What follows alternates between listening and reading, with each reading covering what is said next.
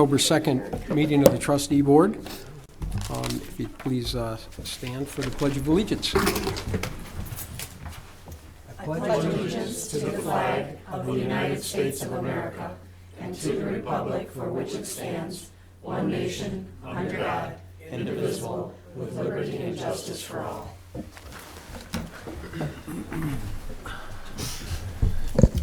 Thank you. Kelly, will you let the record show that we're all here, please? Okay, moving on to the approval of the consent agenda. Has everyone had a chance to take a look at that? Yeah, I have actually two little comments on the September 11th meeting minutes, just for clarification. Okay. Line number 69, it says, it should say we paid for half of the traffic light and half of the school resource officer. We didn't pay for all of it. And then just line 79, that the board was not in favor of fluoride, but we were in favor of the grains of hardness as presented in the design. Okay. We get them notes? Yep. Okay, with that in mind, does anyone want to make a motion for the consent John, agenda? you have to add that one item. We're not there yet. Not there yet. This is consent agenda. Someone like to make that motion? So I'll move to approve the consent agenda with the two changes by Christopher Enlow. Support. Okay, a motion and support. Any further discussion? Kelly, would you call this by roll, please? Christopher Enlow? Yes. Lisa Blades? Yes. Michelle Cash? Yes. John Hicks? Yes. John O'Neill? Yes. Yes. Patricia Cargill? Yes. Okay, thank you.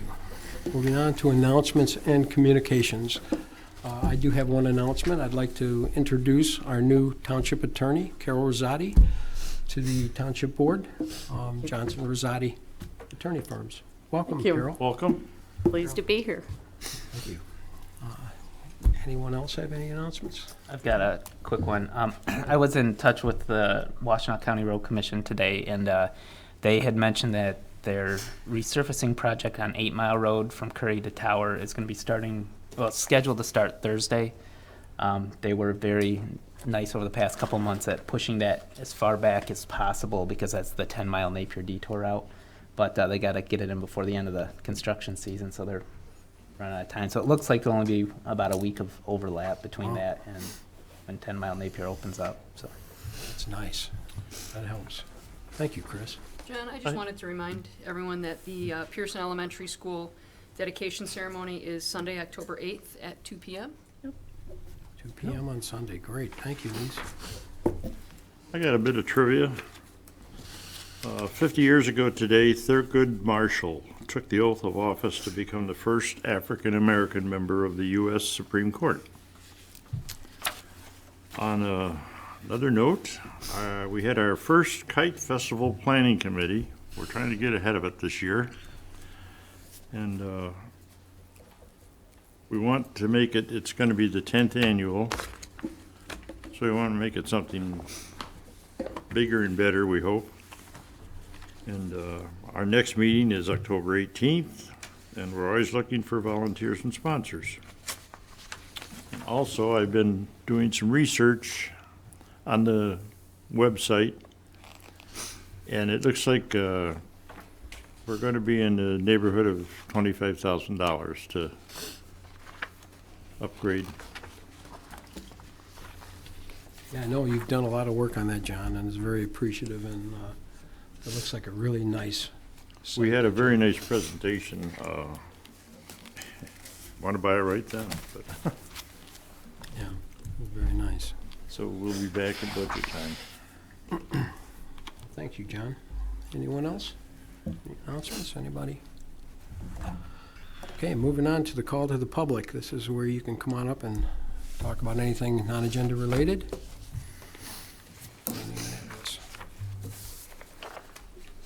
Okay. Seeing no one, we're going to move on to reports. Number one, the DDA. Christina? So I have a brief report to give. The Heritage Conference was a big success. We had over 70 people attend that conference, where we took folks on a tour of our historic sites in the area. And we had a blogger from Oakland County do a nice article on it. And what's interesting is he stated he's lived in the county for 30 years and he'd never been to our community before. And so he had some really nice things to say, especially about the War Dog Memorial. So that was, we often wonder if participating in events like this can be helpful, and they are, because it pulls in a lot of people from the region who just doesn't know a lot about our community and what we have to offer. So, and Oakland County was very appreciative, too, of our participation in that program. Also, we're working on the fourth leg of the Ring Road. We're in the process of looking at easements and reviewing appraisals so that we can move forward with that project. I'm working closely with Leslie's firm on that. And we had a great ribbon cutting event too at Anytime Fitness. You know, it's always nice to celebrate when we have new businesses here, but we have a business that grew so much they had a second location. So that was a nice celebration as well. And just a reminder too that SW North America has their ribbon cutting event on November 10th. And we have the Burn Boot Camp place that will be opening this month as well. So once we get a date set for them, I'll be sharing that information. So all good stuff. Thank you. Moving on to the fire. Chief? Good evening. Just an update on our engine 1 specs have gone out, and we've got about 3 weeks before we get those specs back in. So I anticipate bringing the request for an engine 1 replacement probably to the November meeting. Also, our Halloween party has been set for Saturday, October 28th from 6 p.m. to 8 p.m. And for recognition of Breast Cancer Awareness Month, this will be the uniform for the fire department this year, this month, I should say. And anyway, we just, that was all I had for my report. I just wanted to thank you for the support of breast cancer awareness, and it's especially important to me. My mom's going for her second surgery this week, so I appreciate that very much. Thank you. You're welcome. Thank you. Thank you. Moving on to Sheriff. Lieutenant, anything today? Good evening, everybody. evening. I'm sure everybody's seen the Facebook page that the Gator is in. I wanted to bring it up tonight so I could put it up there and have people look at it, and I got all the equipment out of it, so I want to get it all on there before I do that. So hopefully by the end of this week, it'll have everything we need to get it out onto the trails. The Scorpions Clubhouse fire is still under investigation. They're learning stuff every day. Some stuff we just can't share because it's under investigation, but it is moving forward, so that's kind of good news. Other than that, on the breast cancer awareness. I saw the badge. We have the badges. Mine Yes. hasn't come in yet, so not everybody's came in, but we have pink badges that we give there for the month, so. And that people were doing. Plus they're collectors. Anytime the sheriff authorizes that, then it's just something to put into your little memory thing when you retire and put on your wall. So it's kind of neat. Other than that, unless anybody has any questions. That's all I have. Thanks. Thanks, Lieutenant. Moving on to Planning Commission. All right, I'm a little under the weather tonight, so I'll do the best I can. We had 2 Planning Commission meetings in September. The first one was Monday, September 11th.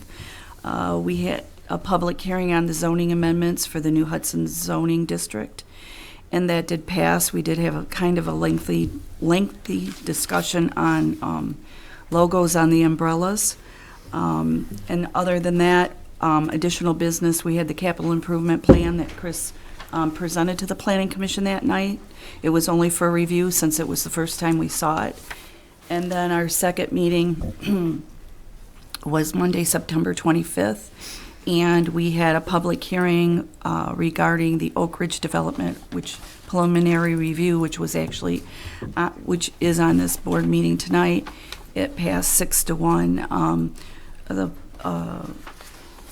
planning commissioners were in favor of leaving the open space in the wetlands and clustering the homes And other than that, we reviewed the capital improvement plan, and that was voted on to move it to the township board. And that was my reports. Okay, thank you, Penny. Moving on to the ZBA. Elise, anything? We had to a full meeting. We had a zoning ordinance request for variance for the Parvu family so that they could construct an accessory building prior to their primary residence, and that was approved. There was some variances for a location on Russell Lane, and I believe that's one that we sent back to have them ask you some questions. Right. About some parking issues. And we also had SW come in, and we'll have to address that again with some signage with Carol's guidance, I think, on that. They wanted to have 3 signs, but and some other variances, and we need to go back to that. And then also Lion Grill had some variance requests, and all of those passed. So they are working toward their expansion. Very good. Were you on the park? I was not in attendance. I was at my daughter's band meeting for their trip to Boston, but I Did see did. that. Yes.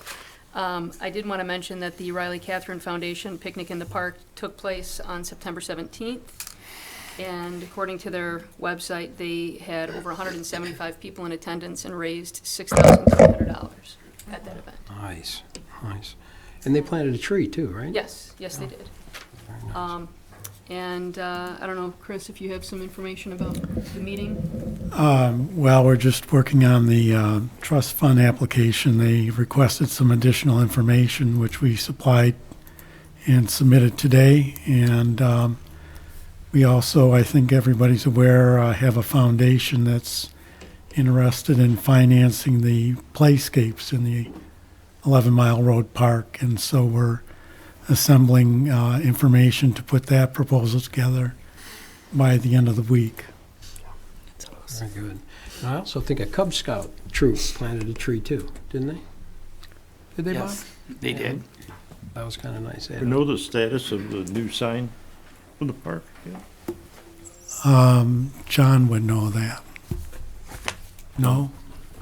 Oh, you mean the installation of it? Yes. Yeah. Yeah, work order's been submitted to our DPW department, so the sign has arrived and it's in storage right now. We just need to coordinate the installation. So hopefully in the next week. Good. And Very good. Yep. Okay, thank you. Moving on. First report. Mr. you. Bob Martin. This afternoon, Richard and I went around and put all the flags at half-mast in the township to represent the tragedy that occurred yesterday in Las Vegas, and that was sort of a solemn moment this afternoon.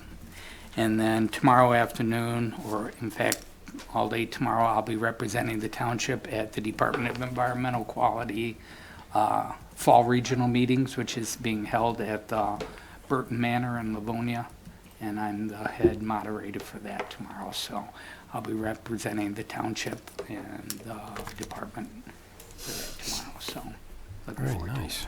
Well, thank you, Bob. Thank you. Appreciate that. Okay, that wraps up our reports. Moving on to the approval of the agenda, and I do know there's some additions to the agenda. One is a resolution for the Henrob Corporation, and Tina, do you want to explain that resolution? Do you want me to do that now or when we? I mean, just let the board understand why we're going to put it on the agenda, what the importance is. So in 2012, Henrob had applied for a tax abatement. And on the initial application, and usually they submit the application in advance of getting all of their site plan approvals and everything, they had put the 2-year window of construction from December of 2012 through December of 2014. So when you apply for a tax abatement, you're given 2 years to construct your project. But in our letter of agreement and in our conversations with Henrob, we had given them 3 years. And so I think back then, I wasn't here when that was done, but the instruction was to put that into the letter of agreement. And because the letter of agreement is incorporated into the resolution, They felt that that would suffice. So here we are now, flash forward, they've completed their construction, and the building is done, and the county went to assess it. And the assessor, being very thorough, found this error, that what was in the letter of agreement and what was on the application did not match. And so technically, the company should have filed for a 1-year extension. At least that's how the state views it. So the county said, well, we're happy to move forward with this, but we just need the state to verify that. So we requested verification from the state, and they said that they would not do that without a resolution. So we went ahead and typed up this resolution in an effort to help Henrob make their argument with the state that that was always the intention, that it would take 3 years to construct. And so it's an amendment to their application. And I think the importance of this being added to the agenda tonight is October shuts the window on them. October 30th is the last time to get on the state That's why tax it's important. commission's agenda, so. So we'd like to add that resolution to the J.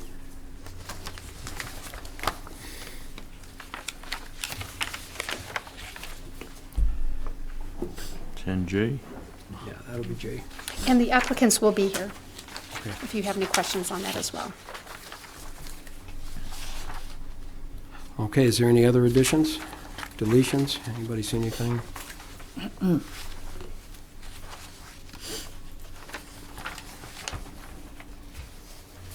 anybody want to make a motion to approve that agenda with that J addition? I'll make a motion to approve the agenda as amended. Support. Okay, we have a motion and a support. Any further discussion? Any others? Okay. All those in favor say aye. Aye. Opposed? Passed. On to unfinished business. Our first item of business is Artesian and Pioneer Water discussion. Ed, for an update. Good evening. Evening. Just to give you an update where we're at, things are moving along nicely. We met with MDEQ concerning the South Hill well field. Myself and a hydrogeologist met with them. Science tells us we will be able to get 2 additional wells there. The math tells us that, and so we came back and we registered 2 wells on your behalf in that location, because ever since the Nestle thing in Michigan here several years ago, there's a reserve. Register those well first served basis. So we went ahead and registered 2 additional wells, even though we haven't drilled them yet. Okay, so what will happen now, because MDEQ agreed with the math, we will go in and we will drill 2, most likely 5-inch holes that will end up being observation wells in the end. They'll stay there, and they'll be observation wells for the main production well. When we drill the 5-inch wells, we won't be able to pump them at 1,000 gallons a minute. Basically, those 5-inch wells are just to confirm in our own mind that what we think is there, okay? It's the first step, it's the most economical step to take, and so we'll take that step first. Once that step is completed, and we confirm that the water is there where we think it is, then we will come in and drill a production well. And that's the well that we will have to do, thorough testing on. And so all that process is going to take place here over the next 4 to 6 weeks. I don't see any glitches in it. I've been surprised before, but I think I'm really comfortable. MDEQ is really comfortable, and the hydrogeologist is really comfortable, and it's very seldom all 3 of us are that comfortable. So I don't want to jinx this, but it looks good right now. So that's the South Hill situation. We also cleared out some of the woods there on the South Hill property. and we'll be taking borings there for the building site in the near future. Probably going to wait for the beams to come off on the 8 Mile Road site so we can just bring the boring guy up one more time and do both those sites at the same time. The borings were taken at the Woodwind site, and the borings were taken at the first selected Tower 1 site, and I'll get into that a little bit. Both those borings come back with no problems whatsoever. I think one of them tested over 4,000 PSI, the other one was 3. So good building sites, no problem there. We've submitted the Woodwind plans, of course, about 3 weeks to a month ago, and whenever your last meeting was, the very next day I submitted the Woodwind plans. The first comment letter actually has come back. Nothing earth-shaking, a list of 20 or 30 questions. Almost all of them were expected by us. So what I asked MDEQ for is a sit-down meeting with the peer review group. As you know, or maybe you don't know, let me refresh your memory. In Michigan now, rather than have just one engineer review the plans, they have a group of engineers review the plans. It's called a peer review group, okay? And so I asked Christine if I could come to Lansing on Wednesday, because they're all going to be in Lansing for another activity. And I'm going to meet with them during the lunch hour, answer any specific questions that they may have concerning Woodwind, and hopefully that will help expedite the approval process is what I'm trying to do here. So, and then, you know, South Hill is just a mirror image of Woodwind, and it's ready to go in as well. But once we get through all the questions at Woodwind, South Hill will skate right through, I think. So that's the goal.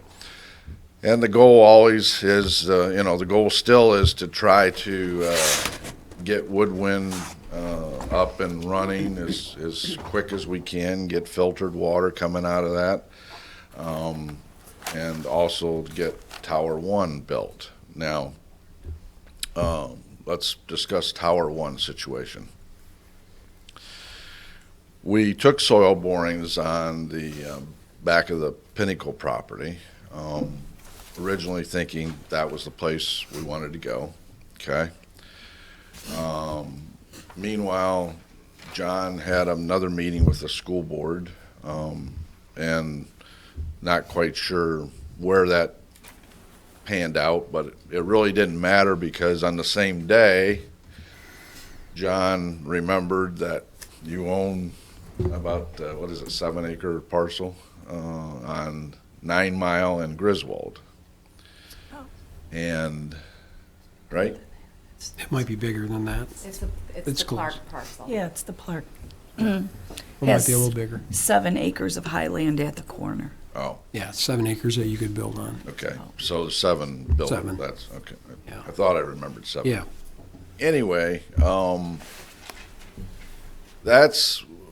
we'd like to take some additional soil borings there and focus on that property for Tower 1 for several reasons. One is you own it, okay?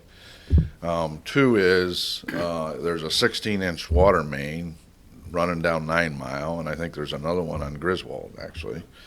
And it will help expedite the building of Tower 1. MDEQ already told me that they wouldn't take more than 2 or 3 weeks looking at a tower. So I think we could get, you know, approval on that site fairly quickly. Excuse me. Now, I'm going to have the soil boring guy come back up and and take additional soil borings there to confirm that that property is okay as well. I looked at it tonight prior to the meeting, and I don't see any issues there at all. And the other real positive, I think, about that site is that, you know, there's an electrical substation across the street, there's industrial I mean, it's more of an industrial setting, if you will, right on that corner there. And so I think the tower will be very well accepted from the neighbors, if you will, because the neighbors is a sub power station, so they're not going to say anything. So that said, we lose about 20 feet in height there, okay? And so there will be additional costs going up further with that tower. But I think it's well worth it to expedite the process, number one. Number two, put the tower in a good location attached to a 16-inch line. And so I think the advantages far outweigh the negatives, with the only negative being that it's going to cost a little more money to go up another 20 feet, okay? And in the big picture of the whole project, I don't think it's going to, I don't have the exact numbers yet, but I think, you know, it's going to be very doable to do the project. And so, with your permission, that's the site I would like to focus on, and you know, I'll answer any questions you have. But Woodwind's moving along really nicely. I'll know a lot more after Wednesday afternoon. The tower drawings are ready to go in as soon as we select the site. The drawings on the tower have been done for a couple weeks. We've been waiting on the soil borings to come back, but now they're back. And then again, if we change sites, we'll have to redo this exercise. But and South Hill's drawings are ready to go in. Now, on the softening component, I don't want to talk too much about it because I don't want to jinx us, but I think we found a method that will allow the nano filtration softening, which will help your sodium count in your wastewater stream. It'll also allow us to soften the water down to the level that we want to, which is 7 or 8 grains, okay? The plan that we've presented to them is going to cost a little more in electricity, operational wise, and to just kind of give you a layman's version of it, when you run water through the membranes, you remove hardness from the water, okay? And part of that stream goes around the membranes, and you take whatever you're taking out of the water, the hardness that you're taking out of the water, you deposit in that stream around, okay? We originally designed, and good design is usually an 80-20 split on that. So you have 80% of your water going through the membranes, and 20% is carrying the waste away, okay? When we did that, DEQ objected to it, and we've been struggling with, you know, what do we do with that waste stream? Do we deposit back in the ground because it's just hardness? We're not adding any chemicals to it. Do we surface water discharge it? I mean, there's lots of things that we've discussed with MDEQ. So, got with my chemist and I said, well, what if we just do a 50% take, okay?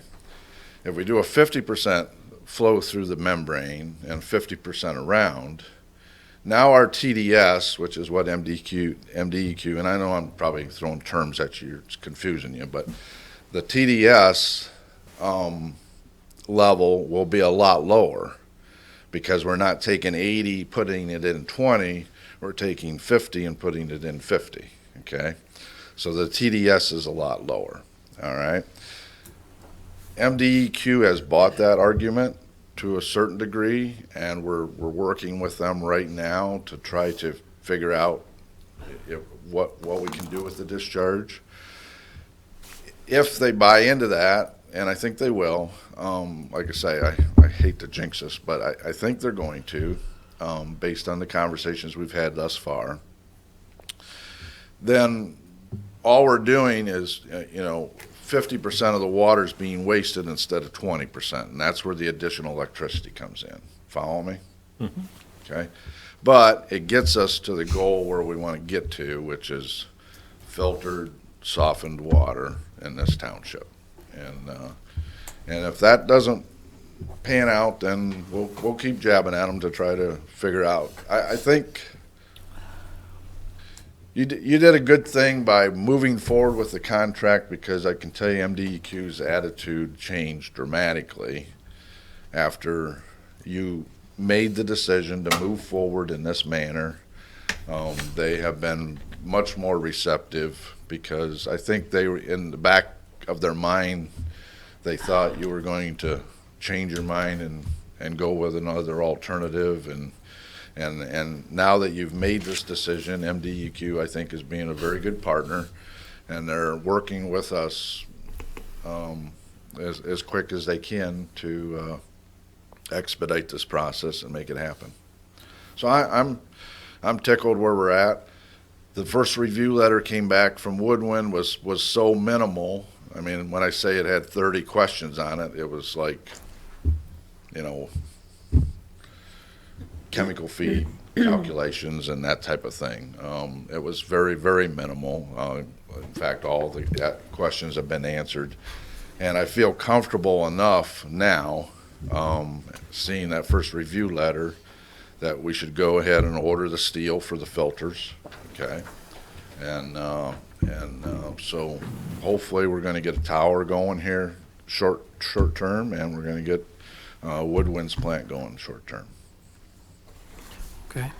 Ed, Sounds exciting. Could I ask him just real quick? Could you do me a favor and make sure I get them electrical, the extra monies you're talking about? We studied the rate using the old calculation. I would like the new calculation, just to see what it changes that rate. As soon as I'll do that, it's a fairly complex calculation, actually, and I haven't done it because I want to see if we're going to end up at 50-50, 60-40. Right. I'd like to see where the percentage is then, and then we can easily do that and make that happen for you. Okay. Yeah. That'd be great. Go ahead. John, did you have a question? No, I just said it was exciting to Oh, hear this. okay. Anybody have any questions?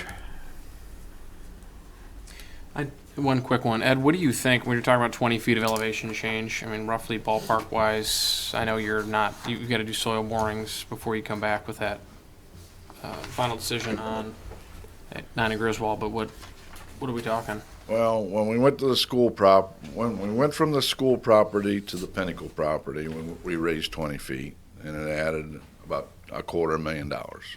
Okay, so we're going to go another 20 feet now. All right, so the max I would say is another $250,000, but it could be less than that. But somewhere's in that range of $150,000 to $250,000. So you'll have a better idea once the soil borings are done. Correct. Yep. Will the pipe structure save us any cash at all, being so close? Not having to run the 16 main? But that's true. Although the piping hooking into the system was not in my contract, so it really is not a. You're exactly right. It's going to save a ton of money because the 16-inch line doesn't have to run a mile and a half back from 10 Mile Road all the way to the back of the Pinnacle property. Okay, so it's going to save a ton of money there. All we have to do is go out to 9 Mile Road and hook in. And the other thing I thought of, this is something that we can talk about later. It can be added at the very end. You can debate it for 8 months if you want to. But there was discussion about early on. There was discussion about the township coming up with a water hauling station. Okay. And 9 Mile and Griswold would make a perfect location for that as well. If you wanted to put that right outside your water tower, they have them now where the contractor just pulls up with either a code and a direct bill to Patty, or a credit card. They just slip a credit card through, and or even a homeowner could go there with a credit card and get bulk water if they wanted to. So that's something that you may want to think about doing, adding that feature. That wasn't part of our contract, but it has been discussed in some of the quarterly meetings with Oakland County.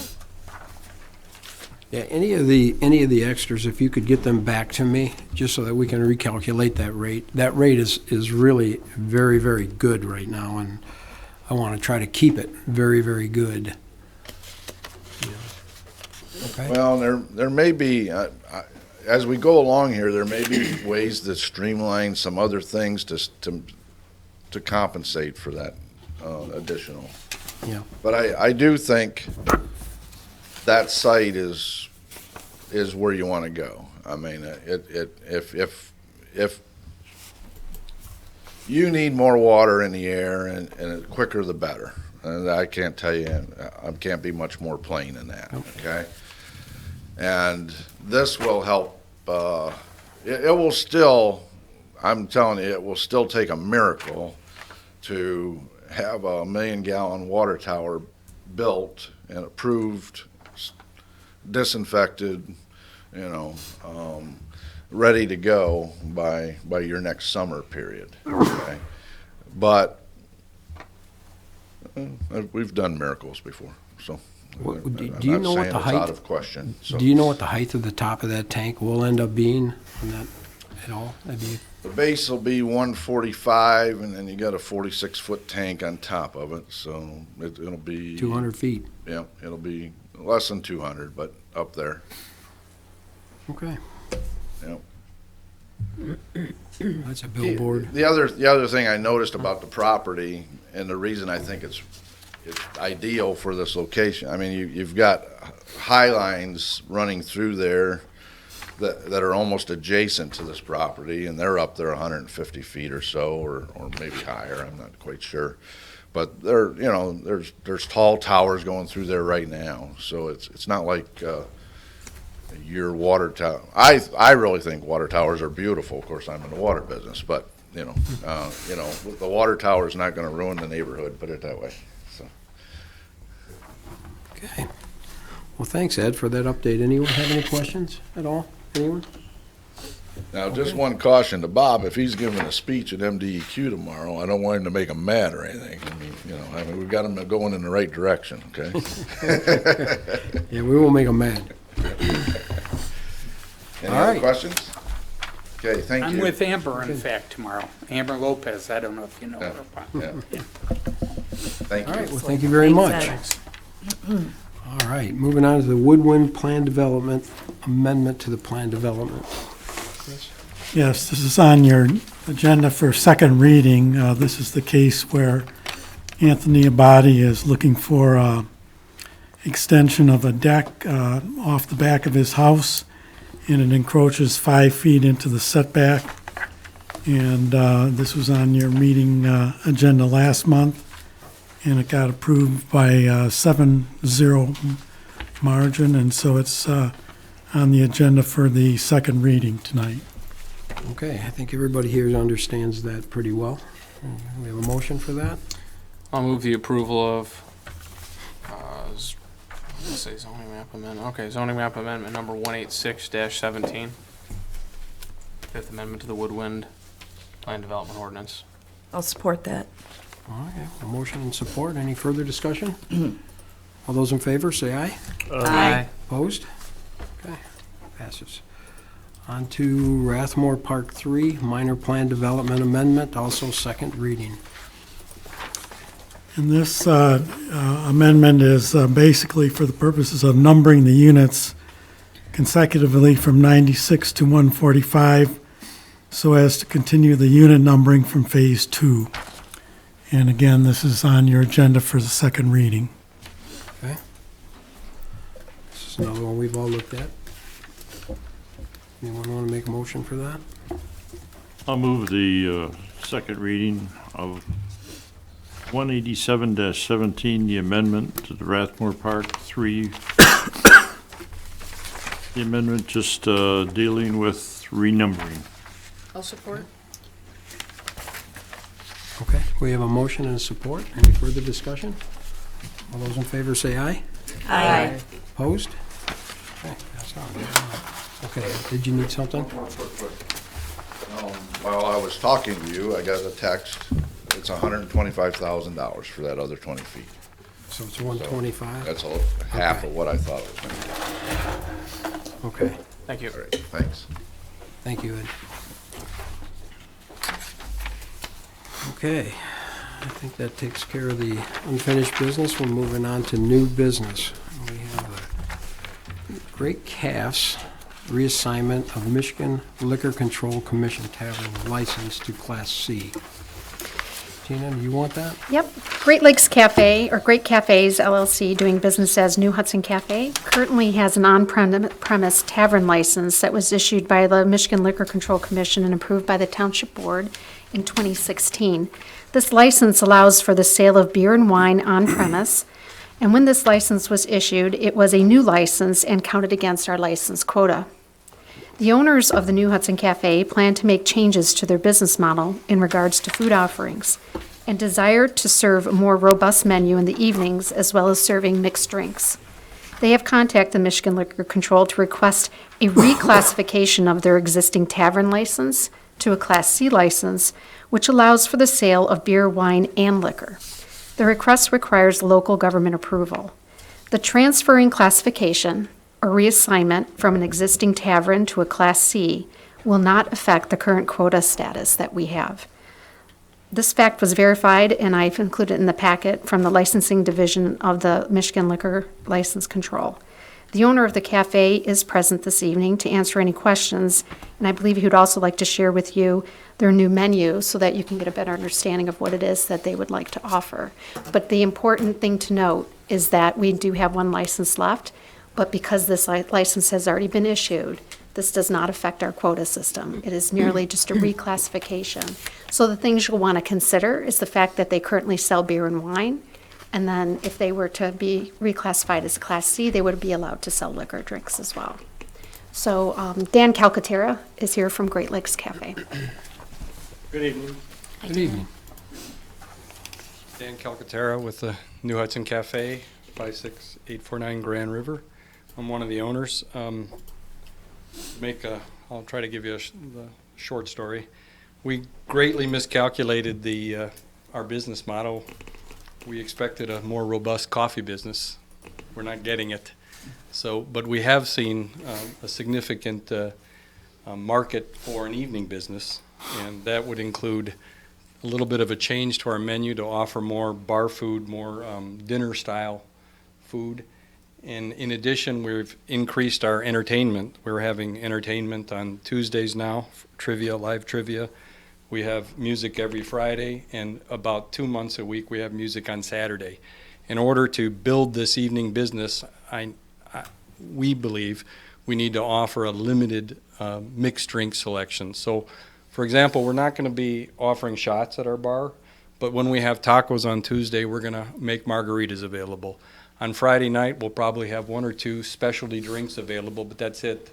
We don't have a space for a full liquor bar. We only can make, we'll make a specific drink that night that we'll offer as part of the entertainment package. And this, we believe, will help offset the business we're not getting in the morning. We're not giving up on that business. We're going to stay open in the morning, but our revenue is poor in the morning right now. And we've been open 6 months. I don't know why it's poor. I'm trying hard, but I am increasing revenue in the evening. For example, we put burgers on our menu as a trial 2 weeks ago. We made 10 of them up, and they sold out in an hour in both nights. So there is a market for an evening business for us. I didn't think I could be in the burger business. I thought the New Hudson Inn dominated that business. I often get couples come in and somebody wants a mixed drink, and I feel like if I could increase my drink offerings, I could improve the evening revenue to help us sustain a long-term business model. I may get that coffee business someday. I'm not getting it now. I've tried everything. I've tried giving away coffee. It didn't work. And so I'm asking for permission to offer a limited mixed drink selection. So, and like she says, it's just a reclassification. It costs me an extra $450 a year. It doesn't change the allocation allotment, and it probably is a bit of an increase in my liquor insurance, license insurance because of the, but we're not going to be a shot bar, and we won't have a wide selection of mixed drinks. We just don't have space, and we don't want to have expert bartenders. So, any questions about what we're Okay. doing? Well, does anyone here have any questions for Dan? Does everyone seem to understand what he's asking for? And I do have a couple copies of the menu. Great, thank you. And this is just the beginning. We'll slowly build the evening menu. We're going to have a different evening menu so we can try to attract more evening business. And I get a lot of people that walk out of my place because they don't want a sandwich in the evening. So you do have a really nice sandwich menu. Can you share with maybe for people who can't see the menu, some of the items you would like to have? So we have a really, I mean, we sell more Reubens than I care to mention, but we have corned beef pastrami Reubens. We have 2 different chicken sandwiches that are wonderful. We have 2 unique sandwiches, a cider house. We have 12 different sandwiches, and we have a full salad menu where and our Marie salad is I don't know if you guys have poked around the internet and looked at how well we're doing. Look at our reviews and everything. We've really we're getting very good reviews and very good feedback, but I just don't think there's a cafe market here right now. I've tried to understand what's going on with the 16,000 cars that pass me every day. I stood out, we had all of our girls out there with signs one day with free coffee. I couldn't give away coffee. Could not give away coffee. I had 6 people stop in 3 hours. So there's no coffee business for me right now, and our original model had a $300 coffee business per day, and I'm getting about $20. Well, I'm not sure there's a downside on it for us if we don't lose the liquor license, the last liquor license we have. But that's certainly up to this board. If there's any questions for Dan, I'm sure he would answer them for you, or a motion's in order. I think it's a great idea to change your business model, realizing that the morning's not working for you and trying to find that, so. We've I worked think- hard. We're going to do table service in the evening too, by the way. Oh, Because the market speaks to us. We get people that are confused in the evening by ordering up at the bar. We call it pub service. It works well at lunch. People are used to going to Jimmy John's and getting in line. It's natural at lunch. But in the evenings, it's still been a little clumsy for the clientele around here. I thought it wouldn't be, but I'm not here to fight a market. I'm here to adapt to a market. And we've spent a lot of money and a lot of time. I don't know if you know that, I work every evening at this place. I've worked every evening except 3 for 6 months since we've been open. And remember, I have a day job. I'm an engineer also. I think anything we can do to support Yeah. a restaurant in our community is beneficial, And especially. everybody loves our place, outside of a few, but okay. And most of you I've seen. I think you all supported us, so thank you very much. I've seen you. You. Yeah, all of you guys. All right, well, It's somebody want to fantastic. carve a motion out for him? Thank you for the time. Thanks, Dan. Anybody? No, I'll try. I'll make a motion for the Great Cafes LLC to the reassignment of the Michigan Liquor Control Commission Taverns license to a Class C license. Okay, I'll support. have a motion and a support. Any further discussion? You want to call this one by roll, please, Kelly? Patricia Carco? Yes. John Dolan? Yes. Sean O'Neill? Yes. John Hicks? Yes. Michelle Cash? Yes. Lisa Blades? Yes. Christopher Enlow? Yes. All right, next resolution to approve an SDM liquor license for Greater Pastures Market. So Bernicelli Enterprises, Inc., doing business as Greener Pastures Market, is a business that opened at our township in 2012. There are specialty retail markets selling organic foods, gluten-free items, health foods, vitamins, nutritional supplements. They have grass-fed beef, bone broth, all the things that you would associate with an organic, healthy market is what their main focus is. And they would like to add then the sale of what we call packaged alcohol items. So it's very similar to if you go to Kroger and you walk away with a bottle of wine or beer. It's called a specialty designated merchant license. And they abbreviated it's an SDM for short. And it's a license that's issued by the state liquor control for retailers who are interested in selling what's described as off-premise consumption drinking. So people would go in and maybe order, because they also sell food, fresh food. You can go in and get sandwiches made there as well. And some people stop by in the evenings to pick up stews that are made. And again, it's all made with healthy meat and vegetables and organic. So they would like the opportunity to be able to sell items from their business that were also beer and wine related. It's also important to note that an SDM license is not subject to quota as well. So this does not affect our quota. And we've had a number of businesses go this route because we only have one license left. This is also an option for the pizzeria that approached the township last month. I think they'll also be applying for this type of license.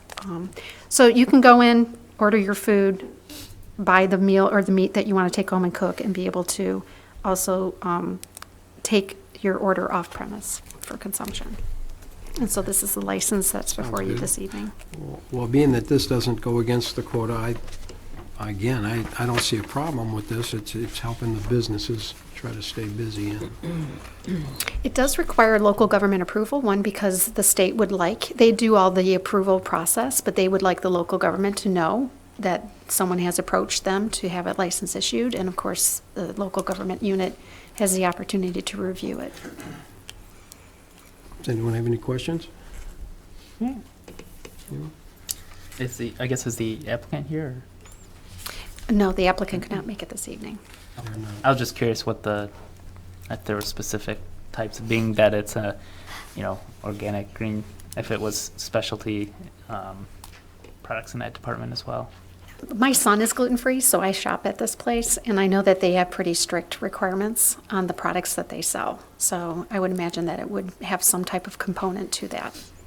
Like even their soda is organic.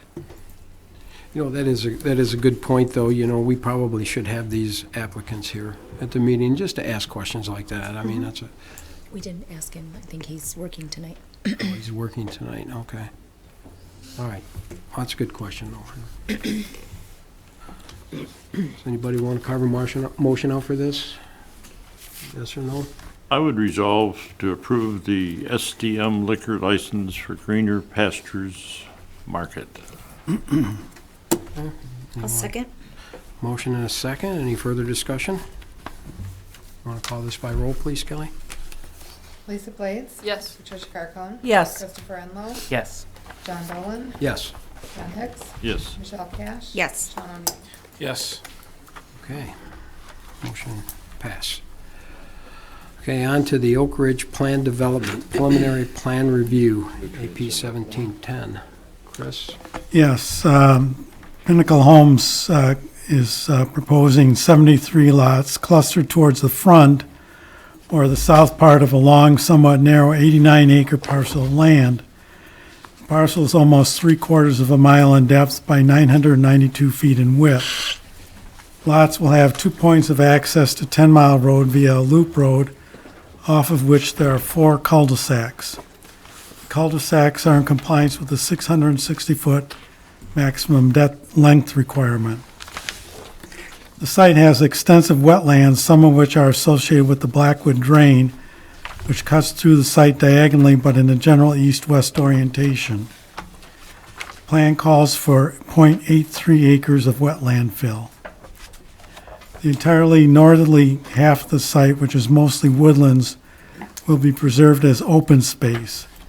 The open space plan indicates there are 59 acres of open space, 45 acres if the wetlands are excluded.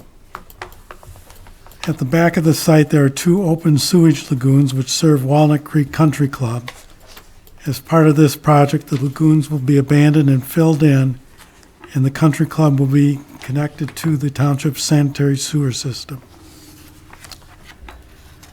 I'll try to briefly review some key points in my review letter. First, talking about the eligibility criteria, starting with the recognizable benefits. The applicant cites actually 6 recognizable benefits from Oak Ridge Plan Development. First of all, preservation of a substantial portion of the woodlands, wetlands, and natural features on the site. Provision of a 20-foot wide sanitary sewer easement across the property from Johns Road to the wastewater treatment plant as requested by the township engineer. Decommissioning of the aged wastewater treatment lagoons that serve Walnut Creek Country Club. And from a public health point of view, this is a major step forward. Provision of secondary access point to the township's wastewater treatment plant using public roads and an easement dedicated to the Lyon Township for such use. Currently, sludge hauling trucks and other vehicles use the private roads in Woodwind, which were not designed for such traffic. The access road will have 16 feet in width and will be located in a 20-foot wide easement. Also, construction of a center left turn lane on 10 Mile Road. And finally, even though it looks like it's not required anymore, but they had indicated they would provide land within an easement for the new Lyon Township Water Storage Tower. Next, I'd like to talk about compatibility with the master plan, which is addressed on the bottom of page 4 of my review letter. The subject site is designated single-family residential A on the revised future land use map. Single-family residential A corresponds to a density of up to 1.25 units per acre. So numerically, the plan is consistent with the future land use map designation. Now, Section 703C of the zoning ordinance requires a parallel plan with any residential plan development plan. The applicant's parallel plan, sheet 7, shows 73 lots. Implementation of the parallel plan would require 3.68 acres of wetland fill, which would require 5.52 acres of mitigation. In comparison, the proposed preliminary plan requires 0.72 acres of fill.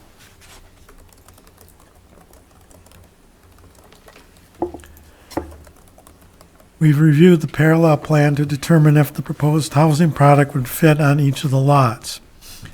There are 4 housing styles proposed: Sedona, Seville, Muirfield, and Preston. Most of the lots would accommodate all of the housing product.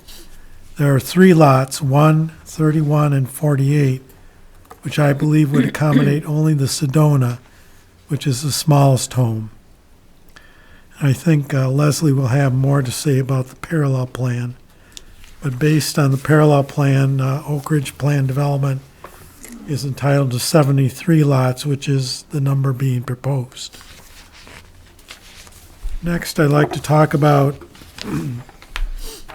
setbacks.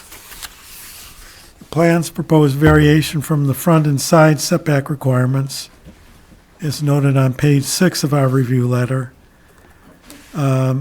First of all, in front, the minimum required front setback along internal roads is 40 feet, and the proposed front setback is 35 feet according to the plans, resulting in a 5-foot deficiency. On the side, the zoning ordinance requires a 15-foot side yard setback or 30 feet between homes. The plan for Oak Ridge proposes a 10-foot side yard setback or minimum distance of 20 feet between homes. So that, again, there's a 5-foot deficiency on each side in terms of the side yard setback. And then along the perimeter not adjacent to a road, the ordinance requires a 40-foot setback, and the site plan proposes a 35-foot setback. So again, a 5-foot deficiency.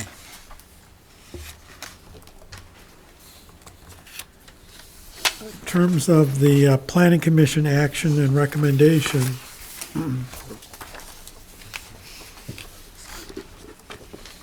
a public hearing was held on this case on September 25th, at which time about 11 people offered comments. Most people expressed concern about the proposed building setbacks, particularly the 35-foot rear yard setback adjacent to Woodwind Glen and the 20-foot distance between homes. Some people questioned the validity of the parallel plan. Others expressed concern about the amount of wetland fill, and one resident complained about the traffic that would be generated and overcrowding in the schools. With respect to the setbacks, the developer noted that he would be spading in 16 to 17-foot evergreen trees along the east and west boundaries to screen Oak Ridge homes from view from adjoining developments. Although some planning commissioners shared the public's concern about distance between homes, a majority thought the overall design justified the reduction in setbacks. In particular, planning commissioners cited the preservation of woodlands and wetlands as key assets. 2 planning commissioners commented they believe there is a need for this type of housing on smaller lots in the township. The Planning Commission concluded its discussion by approving a motion by a 6-1 margin to recommend approval of the preliminary plan for Oak Ridge Plan Development to the Township Board, subject to the September 13th review letter from McKenna Associates and the September 20th review letter from CES. That completes our review. Okay, thank you, Chris. Leslie, anything on this one? I just would like to refer to my September 28th review letter, which is in your packet. And just wanted to comment on a couple of items. On sheet number 2, based on Ed's presentation, it looks like the water tower would be constructed in another location, so items 2 and 3 are really non-issue at this point. Regarding sheets 3 and 4, the wetlands on lots 24, 31, 32, and 73 are proposed to be filled within the regulated wetland, and an MDEQ wetland permit would be required for that work. Item number 3, rear yard storm sewers should be extended in a number of locations to pick up drainage on the rear side of the lots, and those would have to be included if the project moves forward. And item number 5, high water storage is not allowed to be within the 25-foot wetland buffer, which will require the shape of Pond B to be revised. And those are the main comments that I have at this time. Okay. Thank you. Bill, you probably haven't had a chance to look this over, right? Probably wouldn't. Okay. Want to bring up the applicant, please? We have some slides, make it easier. Okay. I'm Howard Fingerroot. I'm the managing partner of Pinnacle Homes.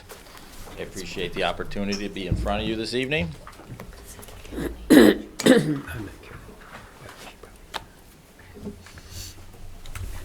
She did.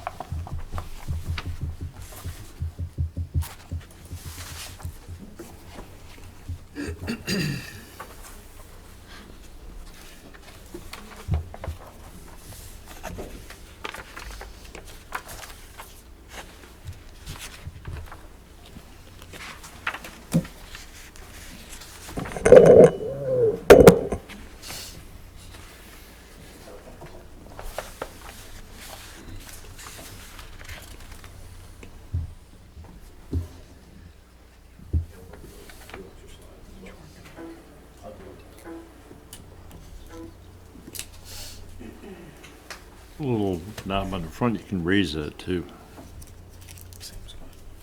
Higher on the screen.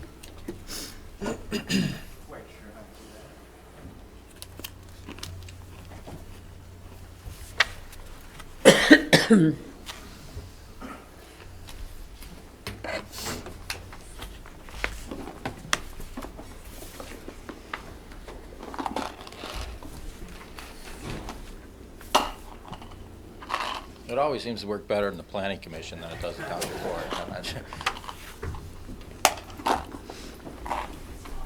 Ken to our rescue. We need to get to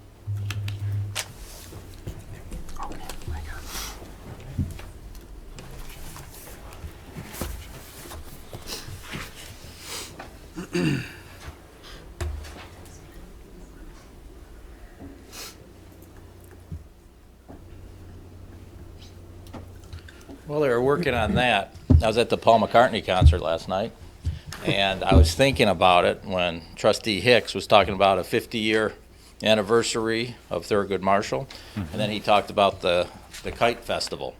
Well, Paul McCartney said this is the 50-year anniversary of the release of Sgt. Pepper. Yeah. And then the song he played, coincidentally, was for the benefit of Mr. Kite. So, Very good. synergy there.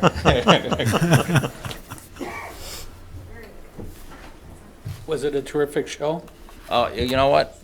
He's 75, and I expected like an hour and a half show. I'd be home, well rested for today. He played for 3 hours, and it was tremendous. I mean, his voice sounds the same. And I didn't see him take a sip of water the whole time. It was crazy. But it was a wonderful show.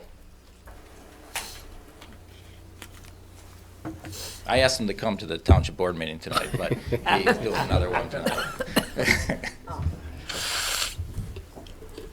Wow, we would have packed it then. People would have watched. We got 9 viewers. All right. I thought that was a cartoon at first, from a distance.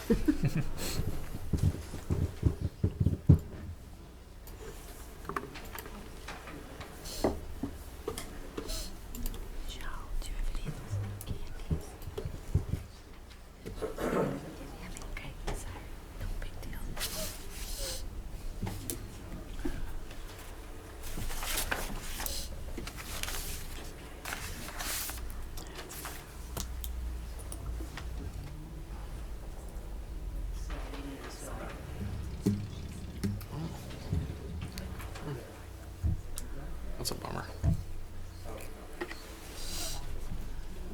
Is it fair to assume that Walnut Creek is well aware of the lagoons leaving? The golf course itself? Yes. Yes. In fact, part of our agreement is they're paying for to hook into the township sanitary sewer system.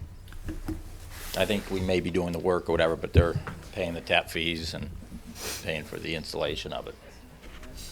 Yeah, it's a benefit for them as well. I think they see the long-term maintenance of the lagoons is not something that they're particularly interested in. All right.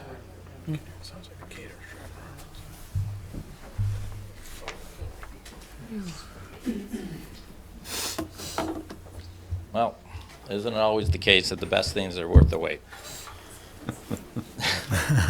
All right, so we're going to talk about Oak Ridge on 10 Mile Road. I think everybody's familiar with the site. In fact, most of these slides you've seen before when I was before you for the conceptual.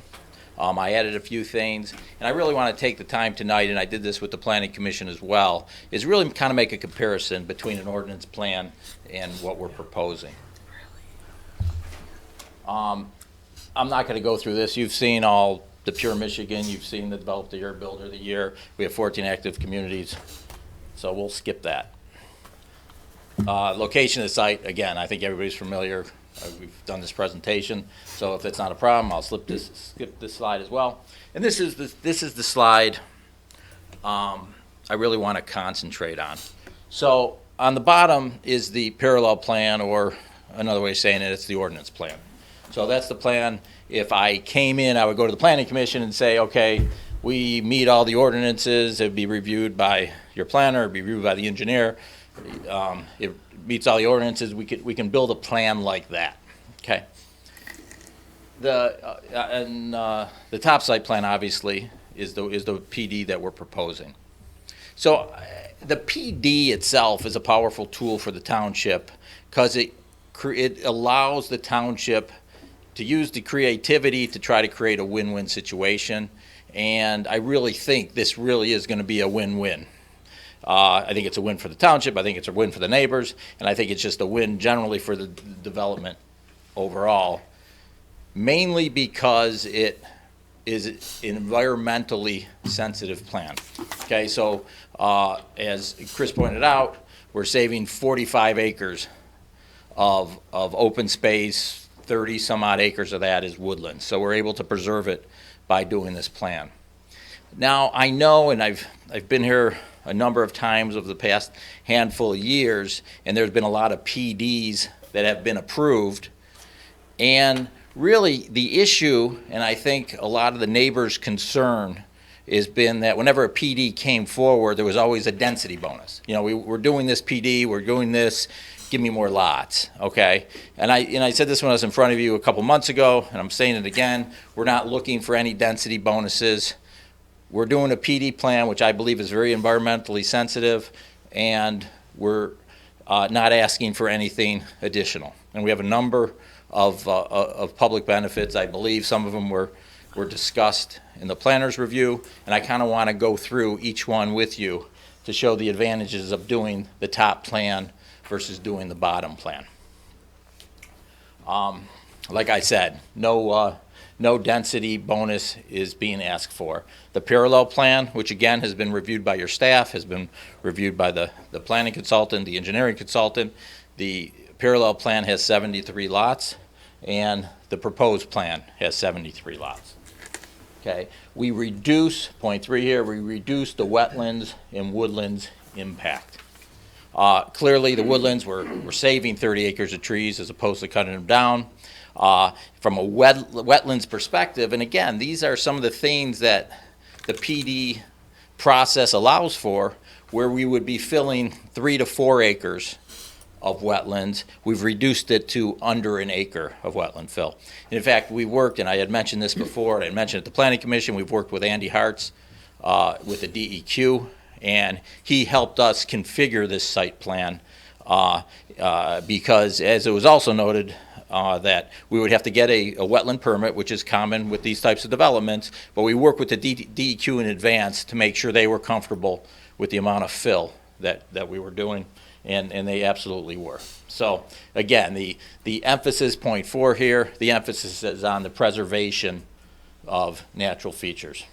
66% of the site is left in its natural state. Okay, so it's, again, from an environmental perspective, that's great. Decommissioning the sewage lagoons. I don't think anybody likes having the sewage lagoons. Even the owners of the golf course don't like having the sewage lagoons. It's much better for them. It's much better for the community to attach to the community wastewater treatment plant. It's a big process to decommission them. It's $150,000 to drain them, fill them, monitor them, and make sure they're all set to go. It's a definitive process. We can do it. It's just something that we're going to do during the development of this project.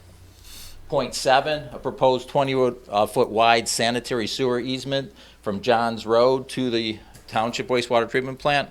Your township engineer could probably explain more the reason for it, but I guess there's a force main to help with the sanitary treatment in the southeast corner of the site, over by like 8 Mile and Napier. I think some of that's going to ultimately go through here, and there's an easement needed across this property. And by bringing all the homes to the front, there's area in the back now that we can run an easement so you can put a force main through to pick up some of the sanitary discharge from in other places in the township. Second access point to the wastewater treatment plant. This refers to the sludge trucks that go through the condominium next door. Those roads are private. The geometry of their roads aren't built like the public roads. They're in terms of like the turning radiuses. So when the big trucks come in there, they run over the curb, they run over some of the grass, and they cause some damage. And the neighbors there had relayed to us that that's an issue. We're going to have public roads with the public geometry of the roads, so the trucks will be able to go there. They don't go there that often, but the trucks will be able to go through there and make the turns without damaging any of the associated property. So we see that as a nice community benefit as well. We look at it from a planning perspective. To the west of us is attached product. To the east of us are large lots. What we're proposing is 75-foot lots, and it provides, I believe, from a planning perspective, in our opinion, our planner's opinions, our engineer's opinion, it's a smooth transition from attached product to bigger lots. Point 10, less taxation on the township water system. Again, I've heard a lot of rumblings. You probably hear it more than I do in terms of water usage, especially with the amount of new homes being constructed within the township. You have new homes, you have new sod. New sod has to be watered more than existing lawn. So I don't know whether you had restrictions on the amount of water, but I know that was an issue. With this size lots, which is very common throughout Southeast Michigan, the area is significantly less than on an ordinance lot. So instead of watering a 3/4 acre lot, you're watering a 10,000 square foot lot. And it's just, again, there's some environmental sensitivity by doing that. You're using less water. The homes are consistent with the demographic trends, and we see this a lot. We talk to a lot of home buyers. I have 14 sites right now. Every week I get 100 to 150 families through my models. We hear what they have to say. We have many that are in the empty nesters side of the equation. We have many that are young families and the millennials. And what we hear is there are some people that want bigger lots. They want 90-foot, 100-foot lots or acre lots. And then there's others that want a more modest sized lot. A 75-footer kind of fits the bill for them. And we see this a lot with the empty nesters, not the empty nesters, I'm sorry, with the millennials. We see them moving from cities perhaps, where they're not looking to take care of a large lawn.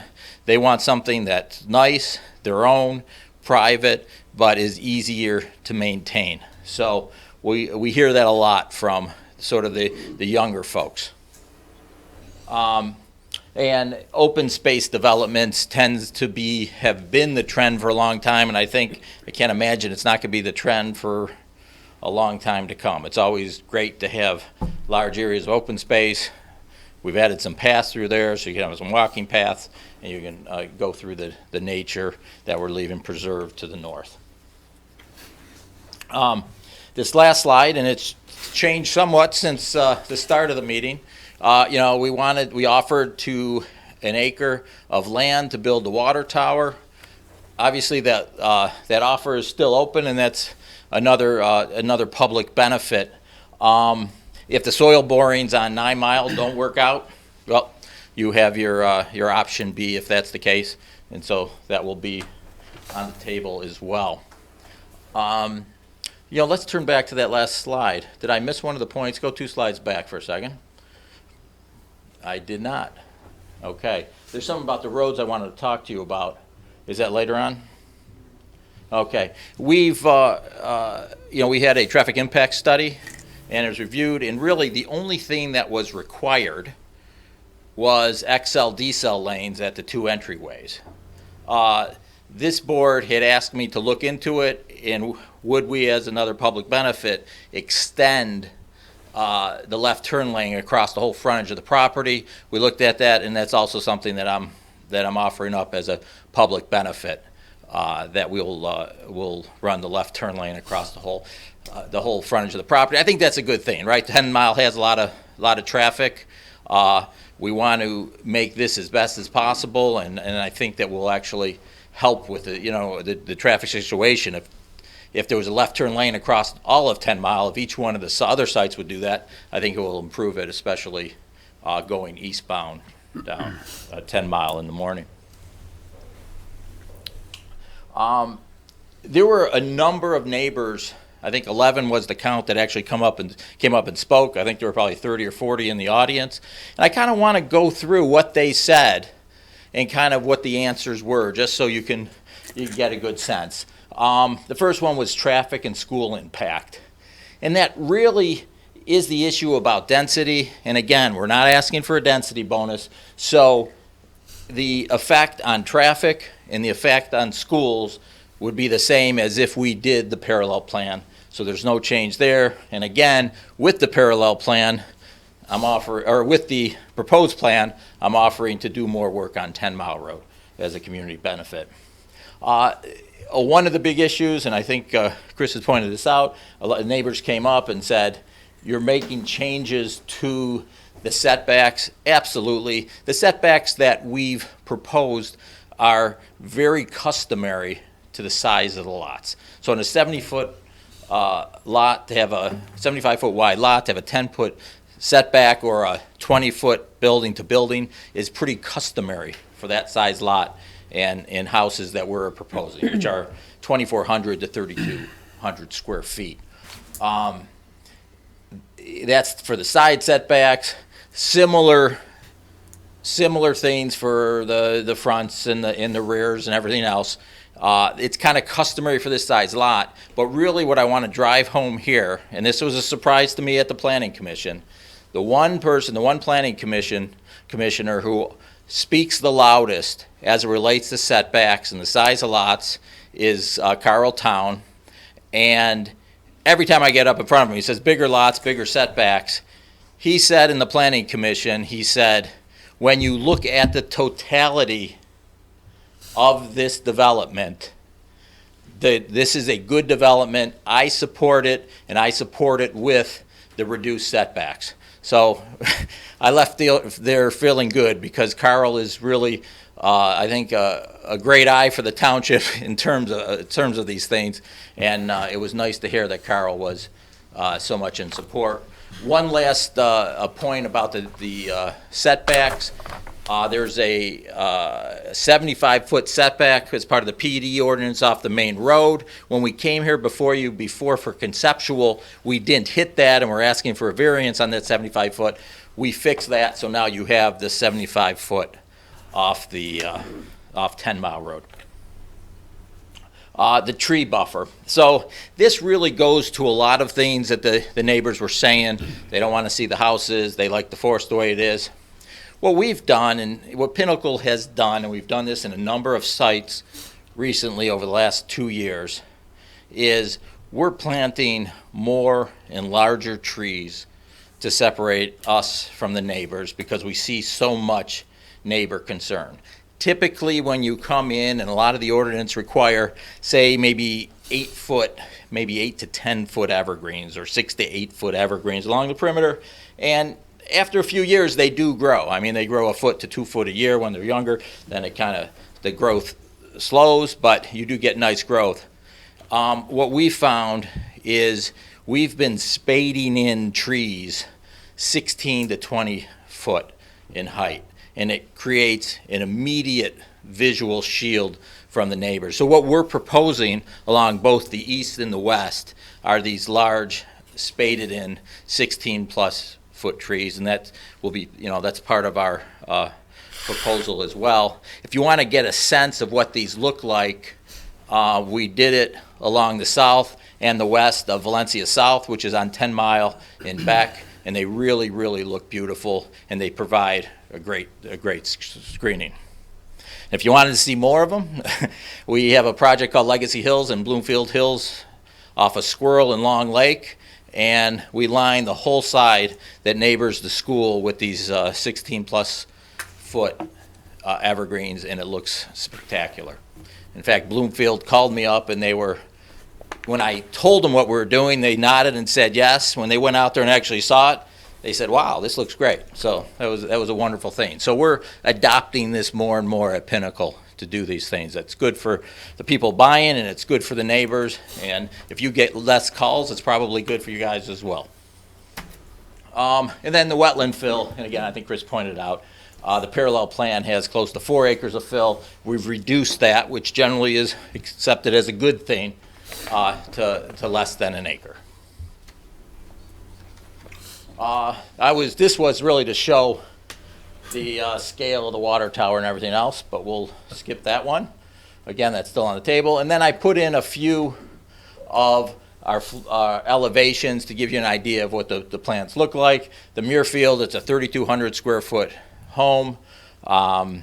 We build it, it's predominantly brick in the front elevation. We have probably 10 or 12 different elevations for the Muirfield, but we do the sides and the rear and the first floor all brick, and it's a nice quality home. I think we have 3 or 4 plans. This is a new plan that we're offering. We just started in Novi with this on 12 Mile in Napier in a development called Andalina Ridge. It's 3,100 square feet. And I think I talked about this once before. This has a multi-generational option that you can build with this home. So the house itself is 4 bedrooms, I think 2.5 or 3.5 baths. If you have a parent that's going to live with you, or if you have a son or daughter that's going to live with you, you can actually build a suite on the first floor behind the garage. So you can have a bedroom with a full bath in addition to everything else that you get in the house, and it makes the footprint a little bigger, but these multi-generational houses are things that, we don't sell a lot of them, but it's important to some people, so we offer it, and this is sort of a new floor plan, and it's awesome. The Seville, it's 2,600 feet. Again, we have multiple elevations of this. And it's same general architecture. And I think our last plan is the Sedona. The Sedona is a new plan. It's 2,400 feet. Again, we offer a multi-generational component on the Sedona as well. And I think that's what I have to say, but clearly any questions you have, I would love to put my 2 cents in. Thank you. Okay, thank you very much. That was a great presentation. Well, I'd like to open it up for discussion on the board. Would anyone like to open up their questions? Anyone here have questions for Mr. Fingerroot? I know they're not, well, it's hard for me to tell in these plans, but I'm not seeing, we had a few neighbors call from the east side, and they're appreciating the tree line with the bigger trees, but they had also mentioned a buffer of trees that you were going to leave 10 foot, is that correct? Or, I mean, she said there was 8 foot, there was 10 foot mentioned. She just said, what plan will show that so that they know that that's going to be there? Yeah. Okay, and what did we do specifically? I know it can't change, and that's what I told her. Yeah. I said it would come back to us, but we had to see exactly what they saw last week at the planning commission, so Yeah, will it, I think before there was a tree preservation easement on the plan. Okay. And that implied that everything there would not be touched. Okay. And I think when the landscape architect looked at the trees and said, some of those we would preserve, the good ones, but we would supplement it, as Howard suggested, with the larger evergreens, and that Okay. would provide a better buffer. Okay. But it would be more, but instead of just preserving the 10-foot strip, this would enable it to end up with both a combination of preservation and additional landscaping. okay, because she's really throwing out this footage, and I didn't know if that was possible to even do, because she's saying, we want a 10-foot buffer of trees left, but you're talking height and bringing Well- them spaded in, so I didn't know how far or how deep, or can you really show that on a plan? Well, what we show is, we show a space, we pulled the storm sewer away because there's a requirement for rear yard drainage, rear yard storm sewer.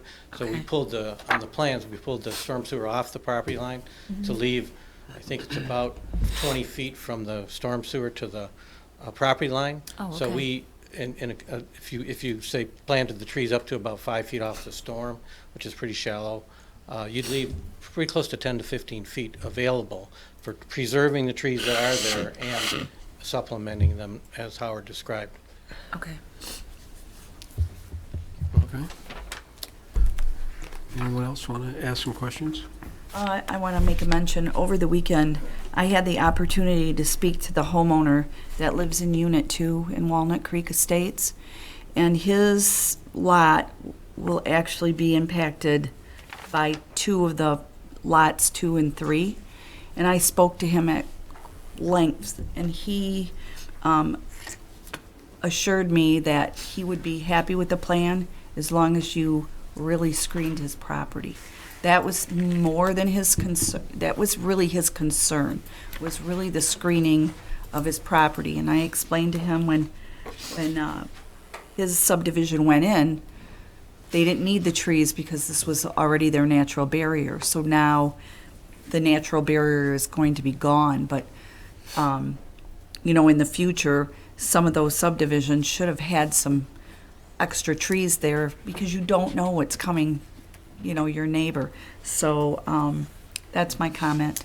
I'll one up it. In fact, what we'll do, and this is what we do in some of our communities, we'll reach out to the homeowner. You could tell him this. He can reach out to us.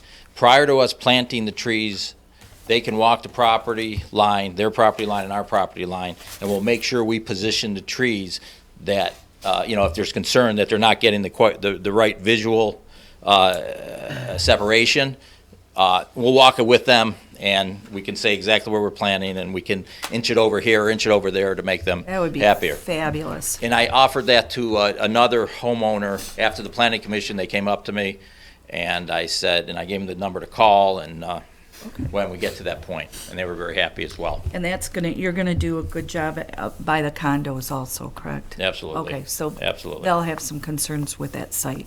Okay, thank you, Howard. Okay. Guys, want to go ahead? Howard, I don't know if anybody does a better presentation than you do. It's obviously spent a lot of time, and I appreciate it. Very thorough. I guess I would have some concerns about that buffering, and I guess I wonder when I look at this.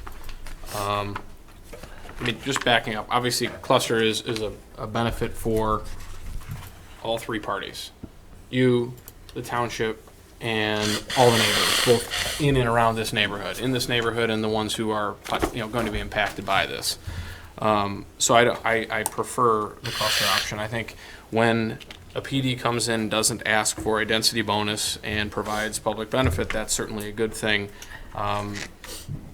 I guess my concern is the apples for apples. I mean, the parallel plan shows you filling significantly more wetland in order to get to that number than the PD plan.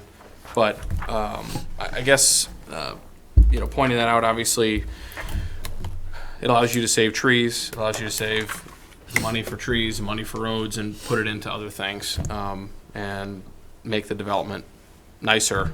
Maybe spend money on what you have to spend money on instead of wasting it on additional roads that have to be drained and everything else. So I wonder, on the east side, you've contoured that entry away, so some of the houses taper away from the street, and it appears that you have a little bit of room on the west side to potentially do the same. Have you looked at that? Because when I look at the east side, it's broken up by a couple of pockets of wetland that you're not going to fill, and some of the houses are pulled away from that easterly property line. That is not the case on the west side. You've got, lots 32 through 45 just in a row. And they're 75 footers rather than the 135 that you would build if you were to build a parallel plan. That's a significant departure. I'm not so concerned about the house being closer to the road by 5 feet. I frankly don't think anyone would really know that. I am concerned when I go to a particular neighborhood, not in this community, but east of here, when I'm out and about and I see houses that you can't tell if it's one building or 10 buildings. I mean, it looks awful. I actually went between two models one night and held my hands out, and I have about a 6-foot wingspan, and I bet you the houses were 8 feet away from each other. Now these are 20, but the scale of, for example, that house on the left, which is a huge house, over 3,000 square feet. I forget the number of square feet you mentioned for that. 31, yep. If you get 3, 4, 5 of those in a row, I mean, I feel like you're going to have, without any contour to the road, those just stacked in 20 feet apart. I'm not encouraged by the way that that's going to look. You go west to the other development that you're doing in the township right now, or another development you're doing, and it's quite the opposite. You've pulled the properties intentionally far away from the neighbors. You've left a lot of the natural trees in order to buffer. You've clustered over there, and I think that in the end, I haven't heard many complaints or concerns at the beginning, but those are closer together too. And I remember those discussions from over a year ago. And part of the discussion was those can be closer together because of the scale. They're not as tall, they're not as imposing as these houses. They're half the size of these houses in some cases. So my fear is just the scale of this. I'm not afraid of a 75-foot lot. Again, you're not asking for more lots, you're asking for smaller lots in the same number, but that works if the house is a certain scale and you can kind of compact everything into one. That's my biggest fear. I don't know how that's going to look in that stretch of lots 32 through 45. That's my biggest concern in all this. I see more pro than con, but I'm very hung up on that, and it just seems to be this big, long straightaway. There might be room. I mean, if you were to contour the road, you would impact lot 54, certainly, but I don't know if there's a way to potentially finesse this a little bit and pull some or many of those away and create. Right. We always look to do that first, right? Because, I mean, anytime you Right. can pull it away. And there are a variety of things, and we have looked at this, and it begins to pinch wetlands. And so that, I believe, is one of the main things, is it's the wetland and the wetland buffer that requires us to kind of push it out to the sides. Well, I guess We absolutely did look at that, because that's always a benefit to everybody. If we can do it, it doesn't cost us anymore, so it's not like we're trying to avoid it. No, I guess what I'm looking at is on the other side, you've got lots 68 through 73 that are pressed much closer up against that wetland than lots 52 or 46 through 53. There's quite a bit more space.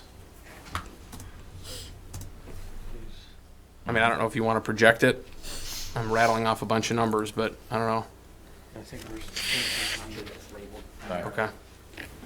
It's on sheet 2. Well, it's on Yeah, a I bunch mean, of sheets, pinch. but I'm looking at sheet 2. Yeah, it's just the buffer.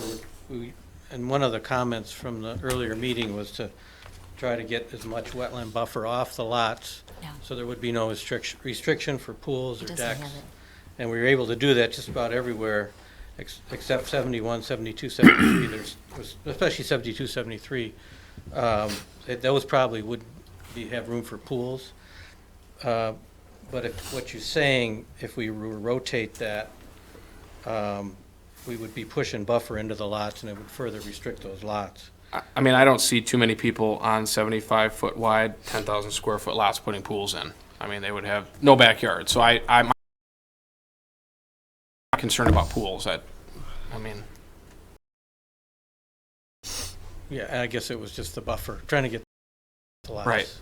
Is why we tried to stay away from that. But I see what you're saying. If you might get 15 feet or so. I mean, if it's 15 feet, Yeah. if it's 15 feet and it's going to be planted, that Would Let's move that. And then you just rotate what he's talking about. So you put a little bit of a curve in the road, is that what you're suggesting? Right, similar to the east side, and I don't know if Brad is, I don't know if he's able, you can't pull that up, it's not part of that. Okay, so if you look at the east side of the, you look, Oh, that's okay, we can point to it. if, I mean, even if you back, yeah, so on the top of the screen, on the top picture, you're contouring it, right? You're pulling it to the middle of the site and away, and the houses start to taper away. We have some buffer on the lots here. And Right. What you're saying is here, if we've got some room. I'm that saying, yeah, wetland right. buffer is right off the lots, about So if you're- 5 feet. You're pulling it 15 feet further away, leaving 15 feet more of open space where you're not going to touch the trees, and then also supplementing, that starts to really provide a positive benefit to maybe even the first half of those houses, and starts to really, But if you come in and, well, we've got a wetland here, we're staying away Right. from. But if you come in, you're saying, then begin to curve. I'm saying, right, add some contour to it and pull away. Space. Right, I mean, I think at this point, because, and let's face it, the neighbors to the, next door to you, they have 3-plex, 4-plex condos, so I mean, they're not used to much distance between their neighbors because, you know, they can knock on their wall, but I'm just saying that they've been there and they're, like everyone else, dealing with the change to their vista as they look out the back door, so I'm sure 5 feet, 15 feet, 25 feet, whatever it ends up being is better than nothing, and so I would say that would, I think, improve my feeling about the layout and also improve, I mean, if you could do it. Yeah, I don't think there's much there. I'm not trying to be argumentative. And I don't know if there is either, and I don't think you When are. we submit it, we'll do everything we can to push it off. Obviously, you got to be respectful of the geometry of the road as well. But we'll do whatever we can do, but it's not going to be a tremendous impact. And I don't think it will be. The other thing I was wondering is if you were to pull where lots 19 and 20 are, if you were to extend that back possibly and pull some of the lots out of the front half and possibly add a handful of them, you know, extend that road section back and pull some of the, I mean, We're trying to respect the 660-foot requirement for the length of a cul-de-sac. And right now, we're right at the limit. You're at 660? Yeah. All these questions that you're asking, and they're great questions, are questions that my guy asked Pat as we're going through the process. Okay. I mean, because everything you said would benefit the community, it would benefit everybody. And we know that, and we ask these questions, and we try to do it, right? Because if I can get an extra 10 feet neighbor to neighbor and fill it in with trees, I have less neighbors coming here. And I think Pat did a phenomenal job with this site plan. And there's so many things he's working around between the wetlands and the woodlands and all the ordinances with the lengths of the cul-de-sacs and making sure there's enough room to plant our trees. And he's done a phenomenal job of putting this together. And I guess the way I'm looking at it is from 31 to 45, if you even took 2 lots out of there and moved them to the back, your density is still the same, and you can add 10 feet, almost 10 feet, 8, 9, 10 feet to all those lots, and then spread all those houses out, you know. If we could extend that cul-de-sac, 100 feet, probably do it. Well, I guess that's the question. I mean, the requirement to the cul-de-sac is able to be varied just like the setbacks are able to be varied, so it's I pick guess your poison. That is the question. Right. Is it? Is the 660, and I think, and I'm not sure where it's enshrined and what ordinance in the PD I don't either. ordinance. I know Oakland County has it's not a hard requirement for 660, that's what they prefer, but they allow the municipality to vary it. I mean, they It's want to in look at it. the subdivision ordinance. And I don't know what the process of changing that through a PD. I don't think the PD ordinance allows that change. Is that right? No. So that's the roadblock we had. That was our first thought. And This is The length of it is for emergency access, I think the one of the purpose issues, is emergency. Yeah. but you're putting a road in to another location off of that could potentially be an emergency access. Correct. And it would be I more mean, of it's the up to judgment of the. interpretation. Yeah. But obviously, that's going to be an access road that we use, so it'll be kept clear of snow and everything else. I'm just throwing this out there. I'll stop. Is that better? I've had quite enough time. Okay. Chris, anything? Well, I just, we'll go through what I kind of mentioned at the conceptual review, and I guess the first was still the 17 lots that would have deck restrictions or pool restrictions. Well, I know you've done a little better job of pulling some of those back. I mean, there's still a lot of lots in there, still the same 17 number of lots that have that restriction. Which again, we just had, one tonight that we had to come back and amend a PD because of a restriction like that.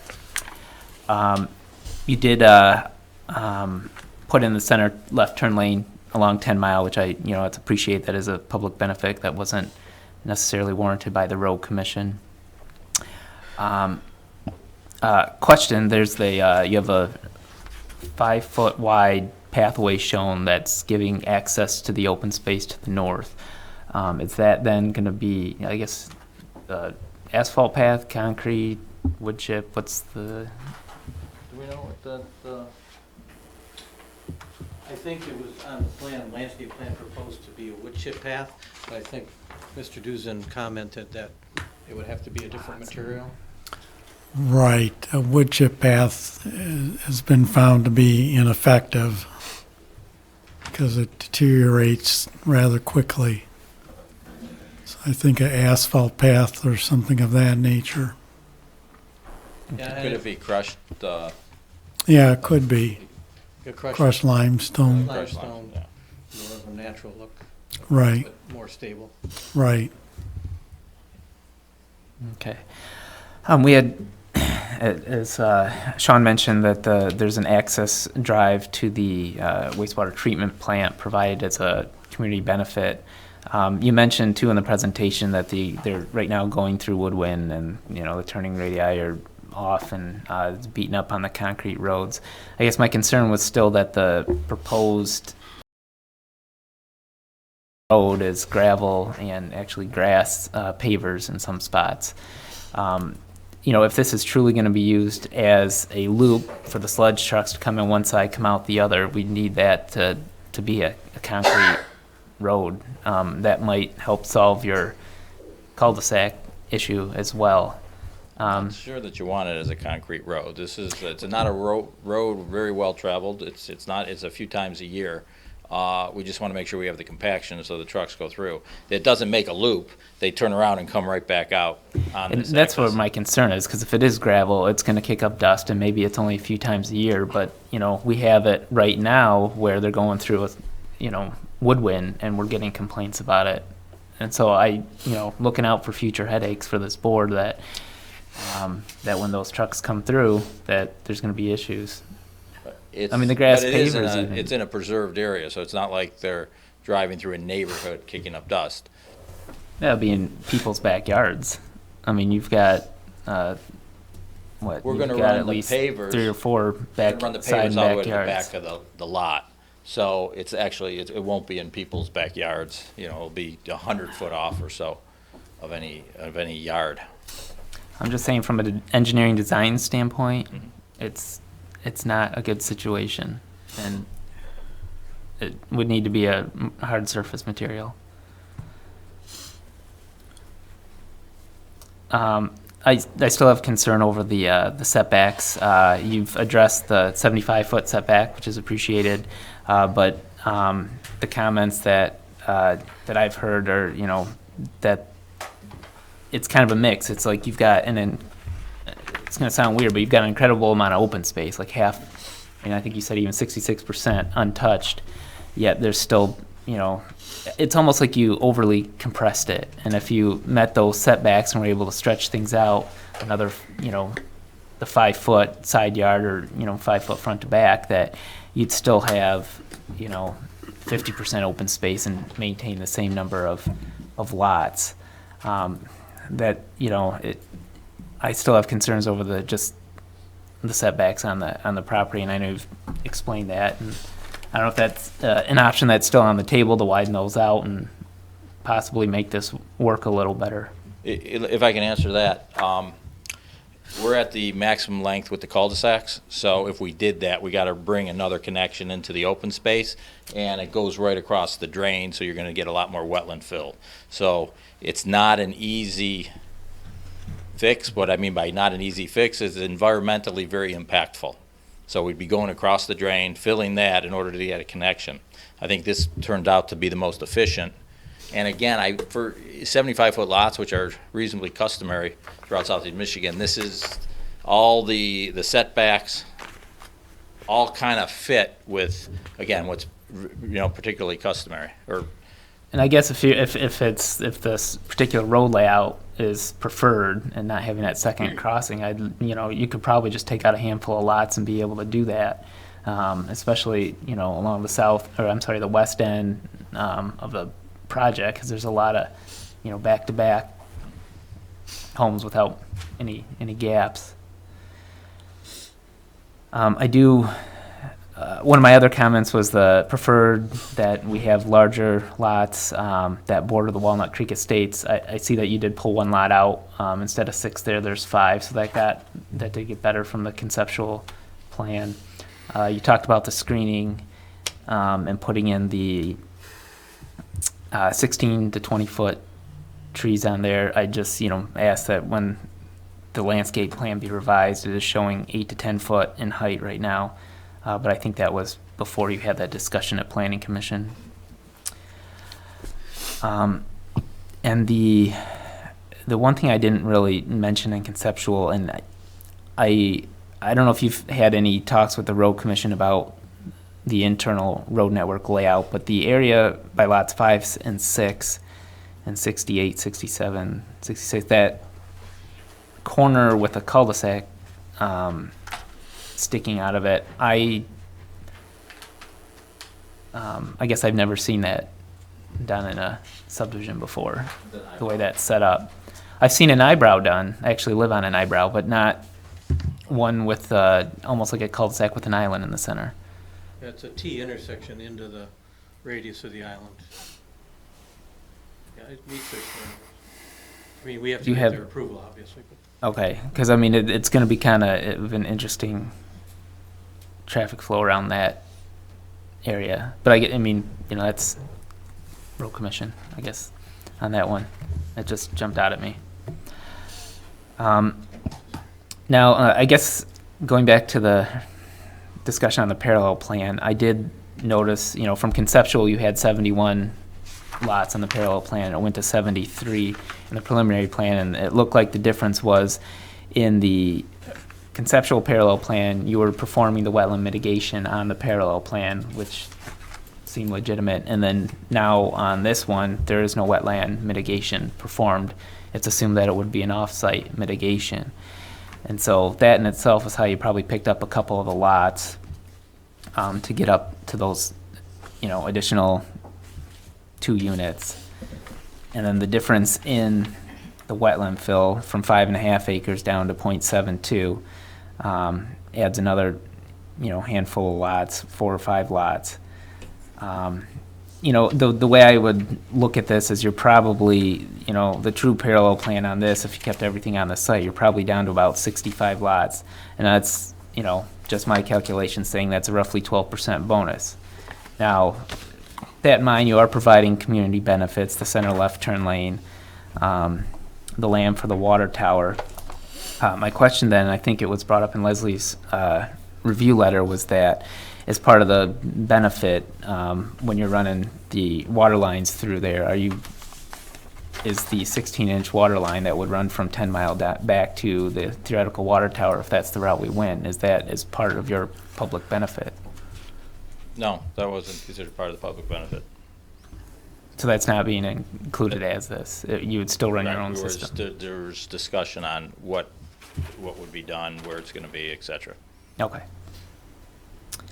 And then I guess those are my Okay. comments. And we've done a thorough job with our parallel plan. We have run it through your staff, through your engineer, and your planner, and it meets all the ordinances.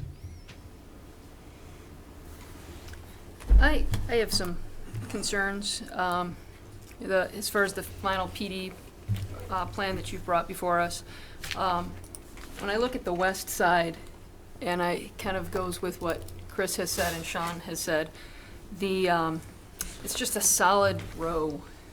And it's not one of your developments, but there is a development in our township that I can't help but look at it every time I drive by, and it's just a straight shot of houses. And so if there's any way that you can go with with Sean's suggestion of just trying to break that up. The other question I have, or concern I have, is with setbacks, the wetlands buffers that we've already talked about. What community benefit would you be offering if the water tower is not needed on your property? Actually, I thought that I had offered a substantial community benefit, considering I'm not asking for any density bonuses, and the water tower came after that, in fact. That's So, not a community benefit, that you're not asking for any bonuses. no, that's not what I said. Okay. What I said is when I came in for conceptual, the water tower wasn't an issue. I said, look at all these nice community benefits. You get A, you get B, you get C. Subsequent to that, they said, would you also consider the water tower? So, yes, I offered the water tower. If you like the water tower, take it. If you don't like it, I don't think I got to replace it. I'm just asking for clarification. I mean, Yeah, I don't no. know why it became adversarial just I'm now. sorry, I did I'm when- asking for clarification. What is the community benefit that you would be bringing? For this, what's the community benefits to the site? Yeah. Okay, let's go here. Okay, so we're reduced wetland and woodland impacts. Okay, so we're going to save 30 acres of trees. We're reducing the wetland impact from roughly 4 acres to 0.7 or 0.8 acres. So a lot of emphasis on the natural features. We're providing a 20-foot easement, so you can run a force main out to Johns Road, which helps the community in terms of their wastewater treatment master plan. We're adding the access road, so the sludge trucks don't have to go through the private roads of the condominiums next door.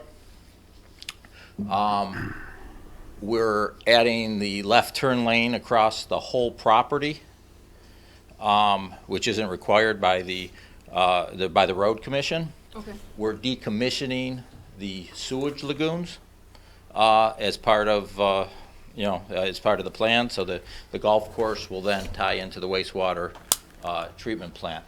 So I guess just for clarification, you were willing to give an additional community benefit of a water tower location, and now that we may not need that, you're not going to substitute. It's just for clarification. I'm not. For clarification, that is accurate. Thank you. And I did notice that you continue to call this the ordinance plan, and you keep saying that there is no density bonus, and you keep saying that the parallel plan has been evaluated, and so this question is not necessarily for you. It's just a statement that we had on our meeting June 5th. We had a discussion item that talked about how we review parallel plans at that time. Even Leslie commented that they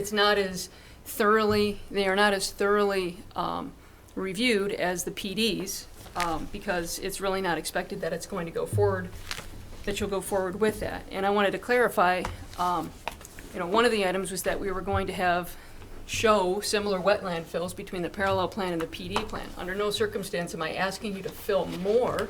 I think you understand that what I'm suggesting to you is that when a parallel plan shows 3+ acres of wetland fill, you're doing it just to achieve the density bonus the density that you want, when most of us would agree that you're probably not going to fill 3.5 acres of wetland. So that discussion that we had in June was that we were going to ask for a little bit more clarification on the parallel plan. I reviewed the minutes, the unapproved minutes from the Planning Commission, and there were a lot of questions. It's Jeff Meister on page 5 asked about the dead end, the length of a dead end, and I guess before I can say that your parallel plan is true and it's accurate, why is it that all of these design standards that I read don't seem to be met. You know, there's 22-243 in Chapter 22 about wetlands and about wetland setbacks and roads. Item 10 of the dead end and loop roads, that's Chapter 22-244. Chapter 22-244, item 12 and item 13. I mean, these are issues that I brought up at the conceptual, and I guess need someone to explain to me, why is it that we have this in our design standards, and yet we keep getting the statement that it's been reviewed and it conforms to our parallel plan, which is what we asked. I just can't support that this is, that you're not asking for any density bonus. To go back to what Chris had to say, it appears when you're showing one thing on a parallel plan that you really have no plans to do. And it does show these items that I referenced in Chapter 22. I just don't really see how the parallel plan is in conformance with our ordinances when I'm reading it and it's not. So I don't know if that's a question for Chris. I don't know if that's a question for Carol. I just need clarification, which is what we asked for in June. So how does it meet our ordinances when it's not the words in front of me? Okay, is that all you got? Yep. John, you got anything? Well, my biggest issue at the conceptual was the setback from 10 Mile Road. They've met that. I think it's a very nice plan. I think he's gone overboard in trying to please the neighbors, which I don't know why they think that was going to stay open all the time, if they did. I don't understand that. You want a view, you better buy it. I have no issues. I think it's a very nice plan, and I'm sure it'll sell every house. Thank you. Okay, I'll give you a few things. I look at the plan, and I think you have tried to make this work without destruction of a lot of trees and a lot of area that I believe this board likes to see. I hear a lot about trees, and I hear a lot about wetlands, and I think keeping the back undisturbed is a good thing. I like Sean's idea, if you could bend that road a little bit. I think that's a pretty nice idea. As far as the left turn lane on 10 Mile, I think that's a really big benefit, especially for 10 Mile. Being is that you're going to get 73 homes probably one way or the other in that piece of property. I don't see it causing traffic problems anymore if you extend it through the backside or leave it in the front clustered. I think the parallel plan that you've drawn would not be one that I would even like to see, even think about seeing in something like this.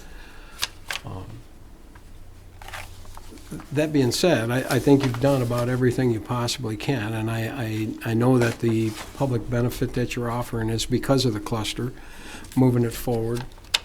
And it is, I know it's probably saving you some money going back. I think the sledge hauling road is just super awesome for the Woodland people. They have private roads, and we offered to help them fix the roads, and we'll stand behind that when they have to because of our sledge hauling. And I know a lot of it isn't to do with the construction of the roads, more of them making the radii turns and going over boulders and tearing grass out and things like that. But that being said, I think you've done a pretty nice job, and I do appreciate public benefit offered, especially the left turn lane on 10 Mile. I think that's really a great one. And that's all I've got for you. So that being said, I'd like to see if there's a motion that anybody wants to carve out here and see what we can do here. I'm just going to ask, we talked about making some changes. I don't know where we go. I mean, if we go ahead with this, then there's no requirement to make changes. If we're going to make changes, then you should have a chance to make changes and come back. I don't know what he wants to do. I mean, it's up to you. You're the applicant, but I think that's Well, Sean, are you talking the change? Are you basically talking about curving that road? The roadway, looking at plucking maybe a house or two out of there to spread some space, because, I mean, that's been a concern too, is the distance between homes. I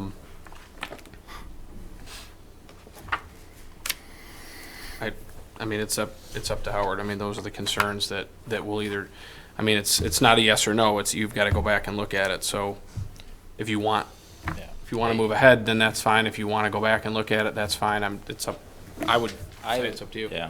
And again, I think all those points regarding the site plan and curving the roads and keeping space are great issues. And I'd love to have you in my development meetings. I don't know. Asking that, because we do, and we work with Pat, and I got to tell you that we've looked at this extensively. Again, it's to our benefit to do those things, and we're happy with the way it turned out and what we were able to do, and I just don't think there's much more I could do, or any more that I can do. I think the questions are valid, and we've asked those questions to our planners and our engineers, and we came up with what we think is the best plan. I'm gonna just ask you, I mean, you couldn't do that without potentially losing lots, just to be clear. And I know, forget density, I'm just saying practically, I mean, you have to. Practically, and again, you look at it, another thing, I didn't even mention this today, right? We're buying the property from the golf course, and it's at market value, and that's how the world works, right? People are gonna offer, and if you say, okay, lose lots, I got to turn to the golf course and say, your property's not worth as much. So from the golf course owner's perspective, they're looking at me saying, there's an ordinance and you should get X number of lots and you need to pay me for these. And I say, absolutely. We'll go through the ordinance and it's 73 lots and we're going to pay you for those 73 lots. So yes, the short answer to your question is yes. If we do things differently, we lose lots. And I got to go back to one of your township businesses and say, I'm not going to give you as much money. And I don't think that's fair to them. Well, and I don't know if that's fair to the township. And I don't construe this as being rude, but I mean, when you go back to this, the parallel plan is ugly. Everybody agrees. We want to save open space, but and not only are you probably not prepared to answer it, I'm not going to ask you to answer it. It's maybe rhetorical, but I would wonder what the cost of actually building the parallel plan would be compared to building this cluster. It would be significant. It would probably be twice as much to actually develop the land in that fashion, conservatively. So I guess what I'm saying is in order to alleviate some of our concerns, which would allow you to develop this and probably do a heck of a lot better even with this cluster than with the parallel. I mean, I guess, I don't know if you see where I'm going. I guess what I'm saying is I'm having some concerns about this being packed in, and I thought Chris articulated it better than I did. There's probably a Michigan State joke in there, but it's not the week for that yet. You know, It is that but it's next week. Am I wrong? Saturday. Anyway, so I guess what I'm saying is while we want a cluster, we might have gone maybe past that point. So that's why I'm looking at that. That's where I was going with stretching this out a little bit. I'm not trying to take density away from you per se, but we all know that building this is going to cost half as much, half as many roads, half as many sewer mains, half as many water mains, and the same amount of lots, the same size house. I mean, the value, you know, a lot that's 12,000 or 13,000 square feet doesn't net you any more profit than one that's 10. I'm sure there's probably a little higher price point for, you know, 1 acre lot. But I guess what I'm saying is that there has to be, in my mind, an ability to address some of these things. You may not want to, but I don't know. I'm going to be difficult with you all the time. I feel like I'm always difficult with you, and I have a lot of respect for you and the project that you're trying to build. I think you do a nice job, and I want to be able to be supportive. I just have these concerns, and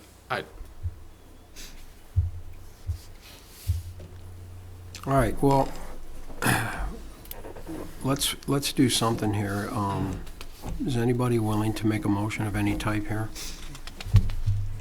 I'll move to approve the Oak Ridge PD preliminary plan, AP 17-10, which will include the continuation of the left turn lane to match up with the two that already exist. It'll include the access road to the treatment plant. It will include the elimination of the lagoons, and it will include an acre of land for a water tower if needed.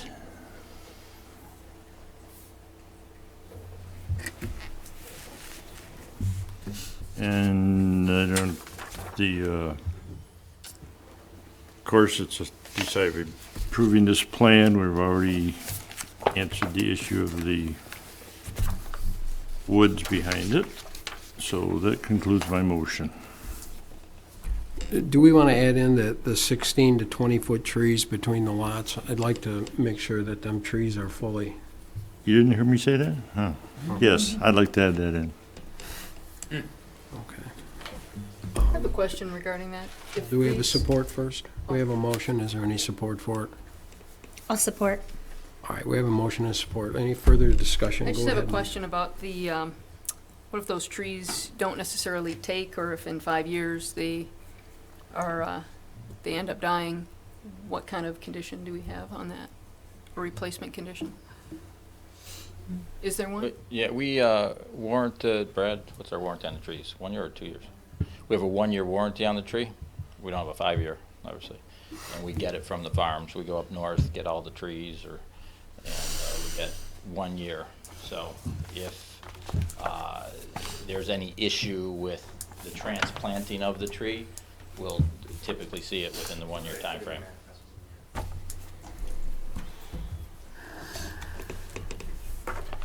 Any further discussion? Just a question on the material type of the pathway that goes to the north. Open space is right now shown as wood chips. John, do you want that as a asphalt or concrete or We aggregate eliminated the path? wood chips. Right, we usually don't do wood chips, but that's what's shown on the plans. Well, we said we don't want the wood chips. What would you go That's, with? What do you want, I guess? Make Crushed that part of the stone is- motion, and We would typically do crushed stone if we didn't do wood chips. that'd be great. Okay. Any further discussion? Good. Kelly, will you call this by roll, please? Sean O'Neill, No. Michelle Cash, Yes. John Hicks, Yes. John Dolan, Yes. Christopher Enlow, No. Tricia Carcone, Yes. Lisa Blades. No. Thank you very much. Motion Thanks. passes. All right, moving on to the new Hudson zoning district, zoning amendments, AP 17. Okay, it's necessary to tweak the regulations in the new Hudson zoning district to adapt to the current conditions in the core sub-area of the Grand River Avenue corridor. The first set of revisions involves outdoor dining. When the current regulations were drafted, it was contemplated that the streetscape would be completed before anyone would propose outdoor dining. Thus, the regulations are geared for outdoor dining located on the sidewalk in front of a restaurant. Alternative regulations are needed to deal with the conditions that exist today so that existing restaurants can have outdoor seating. The first set of revisions would amend Section 41.405, resulting in a comprehensive set of amendments to the outdoor seating requirements. The second set of amendments deals with signs. Over time, as new developments occur in New Hudson, we expect to see more development at or near the front property line. Today, though, there are some buildings that are at the front property line and some that are set back. Buildings that are set back are at a disadvantage because their visibility is often blocked. Currently, businesses that occupy these buildings cannot use signs to overcome their disadvantage because freestanding and ground signs are not permitted in the new Hudson zoning district. We wish to correct this situation by permitting what we call elevated ground signs under limited circumstances in the core sub-area of the new Hudson zoning district. Thus, the second set of revisions sets forth conditions under which elevated ground signs may be permitted. The Planning Commission held a public hearing on the proposed amendments on September 11th. There was one public comment in favor of the sign amendments. Following extensive discussion, the Planning Commission voted to recommend approval of the outdoor dining regulations to the Township Board by a 6-1 margin. There was minimal discussion regarding the sign amendments, after which the Planning Commission voted unanimously to recommend approval. That completes our review and recommendation. All right, has everybody read through that zoning amendment and understand what the reason for it is? Okay. Well, that's good. All right, so if everyone understands it, then a motion's in order. Well, I had a quick question. Go for it. One thing I'm concerned about is umbrella advertising. Now,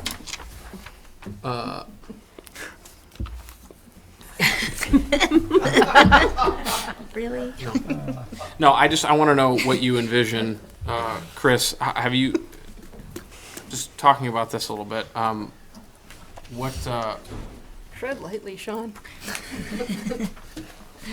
I mean, It'll be a can beer. you talk about examples where you've seen it work and where you've seen it potentially not work or be an issue? We actually currently have umbrella advertising at the New Hudson Inn. It's tucked away. You really can't see it, but we've never had complaints on it. So I either. guess if it says New Hudson Inn, I'm cool with that. If it says like Corona and it looks trashy, then I'm concerned with that. Well, remember too, some of these are small business owners and they do have agreements with some of their suppliers. It's a way for them to get that type of umbrella at a lower cost because they might not have the funds to do marketing in that manner. They do marketing and promotion in other manners. So that's one of the theories that I've been told is why they like to have those umbrellas. So I guess if it became an issue, we could always change the ordinance back. That piece of it? Right. Yeah. Okay. Sounds good. Thanks. All right, somebody like to make a motion? This will be a first reading, and you probably should have a separate motion for the outdoor dining and then another motion for the signs. Okay, you want to do the signs first? I'll move to approve the new Hudson zoning district sign ordinance for AP 17-29 as recommended by the Planning Commission. Second? Anybody second? I was second. Okay, we have a motion and a second. Any further discussion? All those in favor say aye. Aye. Opposed? Passed. Okay. Moving on to the outdoor seating. Somebody like to make a motion on that? I will move to amend the new Hudson zoning district ordinance to reflect the outside dining as recommended by the Planning Commission. Support. Sean? Support. Any further discussion? All those in favor say aye. Aye. Opposed? Okay. Zoning district regulations forward. All right, moving on. Approval of the water fund analysis and rate study. And just so you understand this, the reason that we put this in here is to get a professional rate study done on the water system. We already pretty much know what it's going to be, but it would be official if we were to go forward and have the rate study done by a professional. And as you can see, it's not a cheap endowment. It's $12,500 to have this study done, and it's totally up to this board. Do you know when the last rate study was done? I think it's been a long time. I know we I think it was, we didn't adopt it. I mean, we just No. ignored it. no, we did not. There, could I weigh in on this? Yeah, There's absolutely. different organizations within the state that we could have this done. One called Michigan Rural Water Association, who, I'm sure it's cheaper than this, and it's one of their services that they offer smaller communities. So it'd be something for us to at least look at. Okay. Well, that sounds good, Bob. And again, I guess I'm looking for would this board feel comfortable if we went ahead and did a rate study for this water system? And if you wanted that done, if you could give us a not to exceed this amount, we could go ahead and look for a lesser expensive water rate study. I'll make that motion. I'll support. Okay, we have a motion and support. Question. Well, let's- Would this, how would this impact with the new water system we're putting in? This is what we're going to get, we're going to have a study done on the new rate for the new water system. That's what this will be all about. And basically, we already know what it is. We've done quite a few analysis, but this would be a Okay, we know it. professional one. Good. He said it'll take 3 months. Which Yeah, makes this is sense. going to take a few months to have this done, so that's another reason that we figured we would start it up and Okay. feel good about it. John, this proposal's rather old. Was this? No, it's still good. He sent it to me. It is still good? Okay. Okay. Yep, I asked him. That was my, Yep, he sent in the email, he said, this is the proposal I gave you back in 2016. Rates are still the same. okay. And it takes about 3 months to complete, so yes. Okay. Yeah, I guess I'm fine with it because we've already gone through the exercise of roughly figuring out what the new rate structure is going to be anyways. So. Yes, we Yeah. have. So you've been talking to Tom about that too. I mean, Yes. he's aware of what's going on, so this is something more, going forward beyond simply just this construction project. So I think it's something a little bit different. Okay, so we have a motion and a second. Would you call this one by roll, please, Kelly? Lisa Blades? Yes. Christopher Enlow? Yes. John O'Neill? Yes. Patricia Carcone? Yes. Michelle Cash? Yes. John Dolan? Yes. John Hicks? Yes. All right. Thanks, guys. Moving on to the gravel roads, limits on gravel roads. Now, this one was put before a committee, and that consisted of Lieutenant Venus, Chris Enlow, and myself. And basically, we came up with a few of the roads that we think that the speed limit should be lowered on, and that was sent to you guys. And I don't know if you had a chance to look at that, and any thoughts if you wanted other ones put on there, if you like how we came up with this. Totally up for a discussion. Well, it sounds like the committee was given a task and you guys picked that for us, and I think we should go with your recommendations. Has everyone got a Agreed. chance to look at that? Was that a motion of support?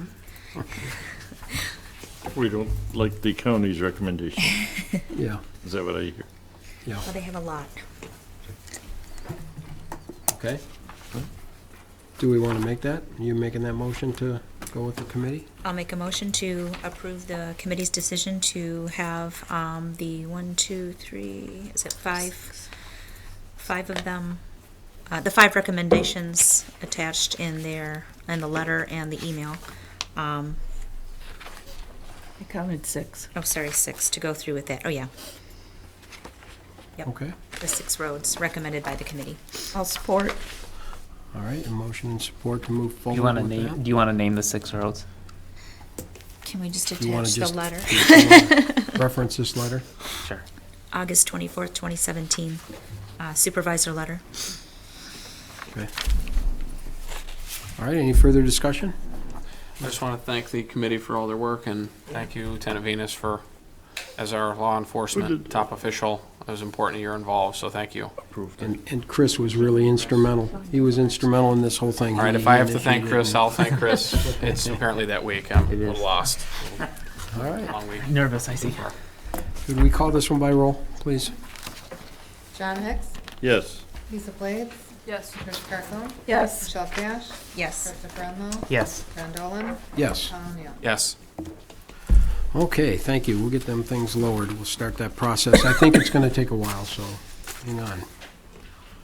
All right, Yeah. moving forward to the quartz epoxy floor quotes for the fire stations. Chief, you want to come up and talk to us a little bit about this? Sure.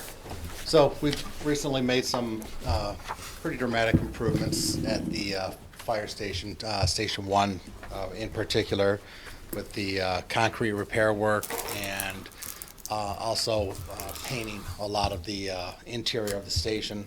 And it was brought to our attention as far as the condition of the apparatus bay floors, and that maybe while we're in this renovation phase that we can go ahead and take care of the bay floors for both stations as well. So getting an epoxy durable floor with our patch, our logo, as part of that was pursued, and I did get 3 quotes, and talked to some area fire chiefs, and the quote I would like to go with, or the company, would be Midwest Coatings for $36,270 to take care of both stations. Okay. Basically, the floors in the fire stations, if there's a leak or oil gets on the concrete, it absorbs it up and it stays stained. They can't clean them. You know, I did have some samples that you had brought me, and they're back by my door. I don't know if we did. April, can you grab them? Do you think you could grab them and give Thank them an you. idea of what the floors would look like? This would really make them stations look top end. And you were talking, we do have this in the budget. You have a place in your budget to And afford this? this is, I guess, the discussion part of it. We definitely have it in the budget. It's, I don't know if it's creativity with line items kind of thing, because I'm looking at our fire equipment, and we have around 98,000 left in that, but we're not going to be getting our engine, any type of down payment till 2018 hits. So I was going to take a portion from that. We also have 14,000. Would you do that, please? Model for the camera. See this? Pass them out. This is the one we're more or less going for, even though colors are, we can work on that. So John, to answer your question, yeah, we do have it, but I would probably look at the end of the year if we have to make some type of amendment from one line to the other. And again, that can be done. Yeah, I know. Chief, what's is there a warranty that comes with one versus the other, or what's the experience of the other departments who you talk to, which I think is a great idea. If others are using it, why not call them? I mean, you've reached out to the other chiefs and they've said, this is a good company, they like the product. That's what I went based on, as far as if there's any maintenance issues, how is the company themselves responsive? And even though one was a little bit less, they didn't seem to be as responsive to the customer.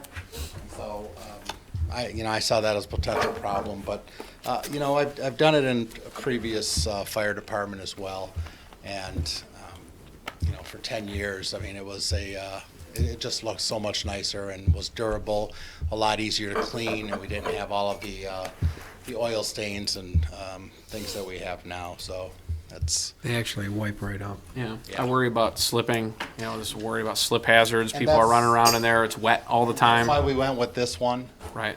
Because it is grittier. Yeah. And we do have a lot of kids and a lot of families there, and this would make it less slippery than it is now. But that was a consideration as well.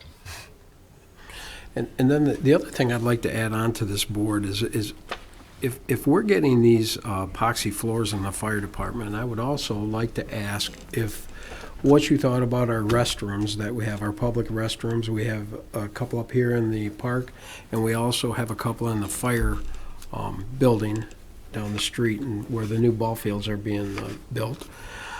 We have a problem with staining on them floors. They're the same type of a thing, and I'd I don't think it would cost much to have them go in and actually do the floors of all of our restrooms, our 4 restrooms out there.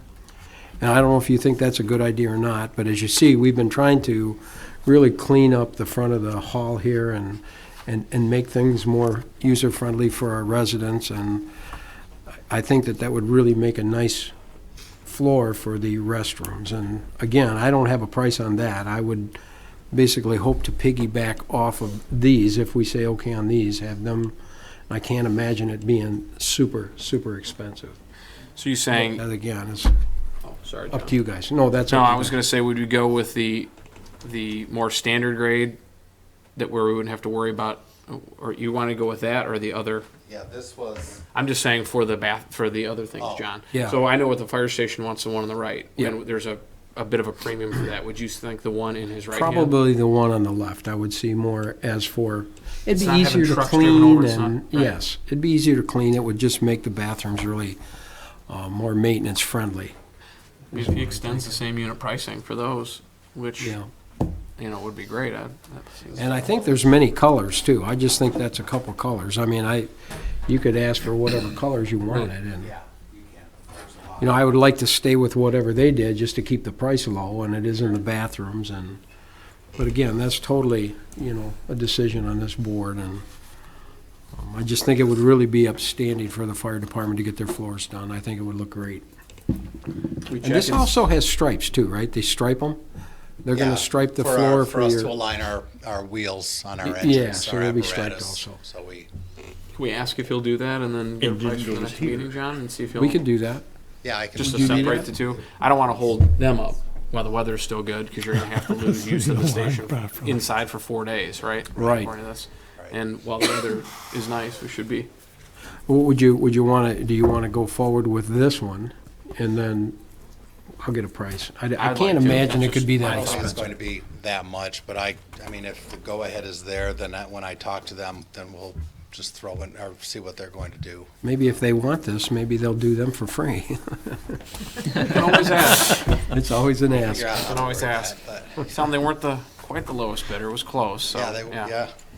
Okay, No, I well, think it's good. it's totally up to you guys. If you wanna put that number out there, go ahead and, Okay. Make a motion, we approve the request for quartz epoxy flooring for fire stations 1 and 2, and that we use Midwest Coatings for price not to exceed $36,270. And this will be paid for from the fire fund. okay. A second. Motion and support. Any further discussion? I just want to make sure that's the proper budget line item you want me to That is reference, right? correct, yeah. Okay. Okay, Kelly, could you call this one by roll, please? John Hicks. Yes. John Dolan. Yes. Lisa Blades. Yes. Tricia Carcone. Yes. Sean O'Neill. Yes. Christopher Enlow. Yes. Michelle Cash. Yes. Oh, Thank you. great. Thanks so Thanks. much. Yeah, you can keep them now. All right, moving on to the proposed amendment to minors in possession consuming alcohol ordinance. And I think this one is Carol. Yes, it is. All right.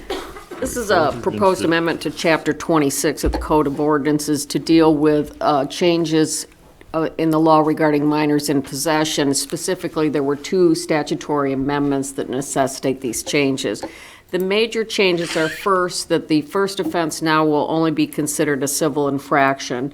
Subsequent offenses will be misdemeanors. The second change is that the statute allows the court to place first offenders pleading guilty on a probationary status, and if there's successful completion of that probation, the charges are dismissed.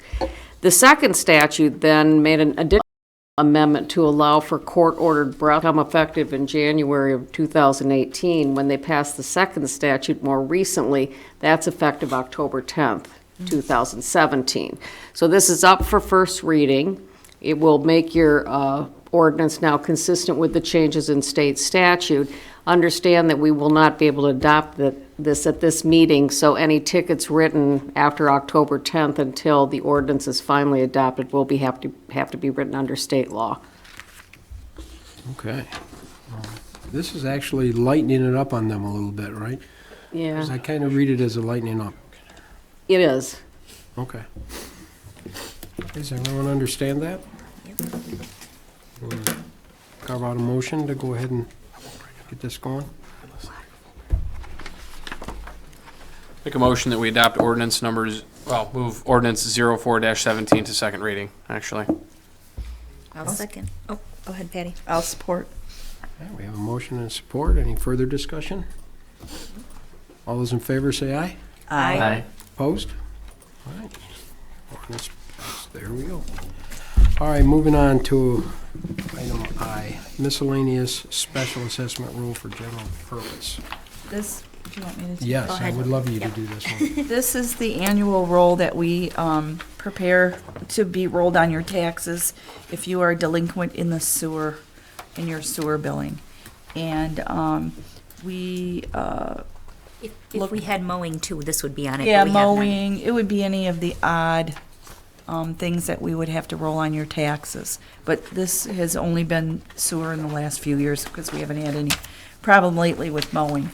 But we usually take, if you're under $200, we leave it alone. If you're over $200, we start the process. Remember, it's always around, did Debbie total it this time? She didn't total it. It's always around 50 or so. Oh, yeah, $51,000. It's always around 50 or 60. By the time we usually roll it, it's around 20 to 30.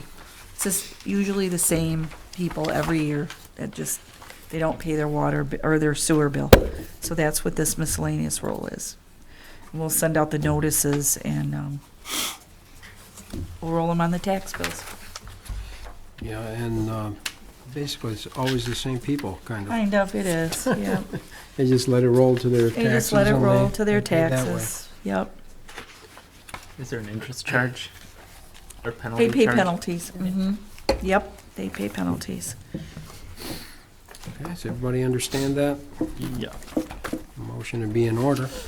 I'll move to adopt resolution 2017-13, resolution establishing the tentative special assessment role for general purposes. I'll second. Okay. Motion and a second. Any further discussion? Let's call this one by roll. John Doe. Yes. Christopher Enlow. Yes. Michelle Cash. Yes. John Hicks. Patricia Carpenter. Yes. Wait, wait. Oh. John's got to answer. They both answered at the same time. We're both a yes. Too many Johns. There is. Sean O'Neill. Yes. Lisa Boyce. Yes. All right, great. Moving on to resolution for Henrod. This is, this one's up to you. You wanna Get us started on this one and. So representatives from Henrod Corporation notified the township recently that they had not been receiving a 50% tax abatement for their newly constructed building on Grand River and South Hill. They had been in contact with both the State Treasury Department and Oakland County Assessing Office to identify what the issue may be.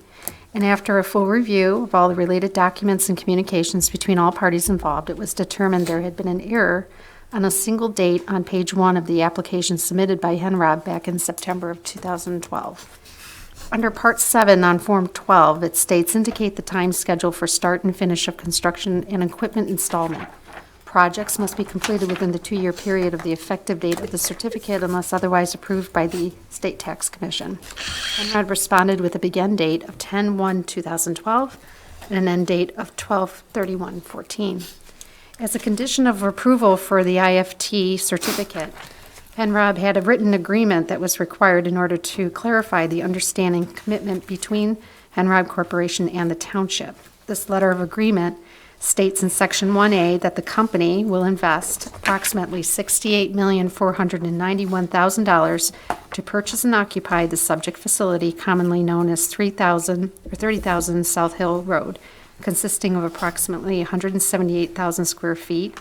Thereafter, the said facility would expand by approximately 30,000 square feet. It would also include the construction of a new industrial facility at 54,900 Grand River and install new industrial personal property at such facilities set forth in the application on or before December 31st, 2015. The letter of agreement was incorporated into the resolution in full on October 1st, 2012. In this agreement, both Henrod Corporation and the township had acknowledged a 3-year construction period that ended on December 31st, 2015, 1 year after the end date that was noted in Part 7 of the application. It was explained that if there is any discrepancy regarding a begin or end date on any document submitted to the Tax Commission, the state, and the county would look at the application for the correct information and not the letter of agreement. With this being the case, it was not accurately reflected as intended.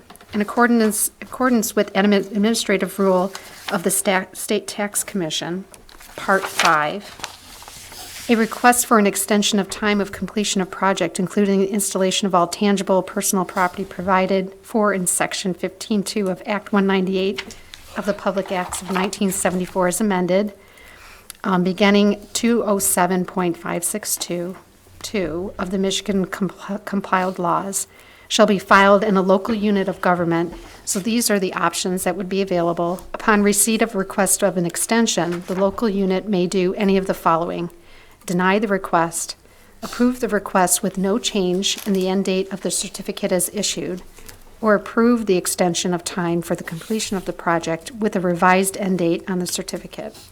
A request for an extension of time for the completion of the project shall be filed with the Commission by the certificate holder and shall be accomplished by resolution of approval adopted by the local government unit.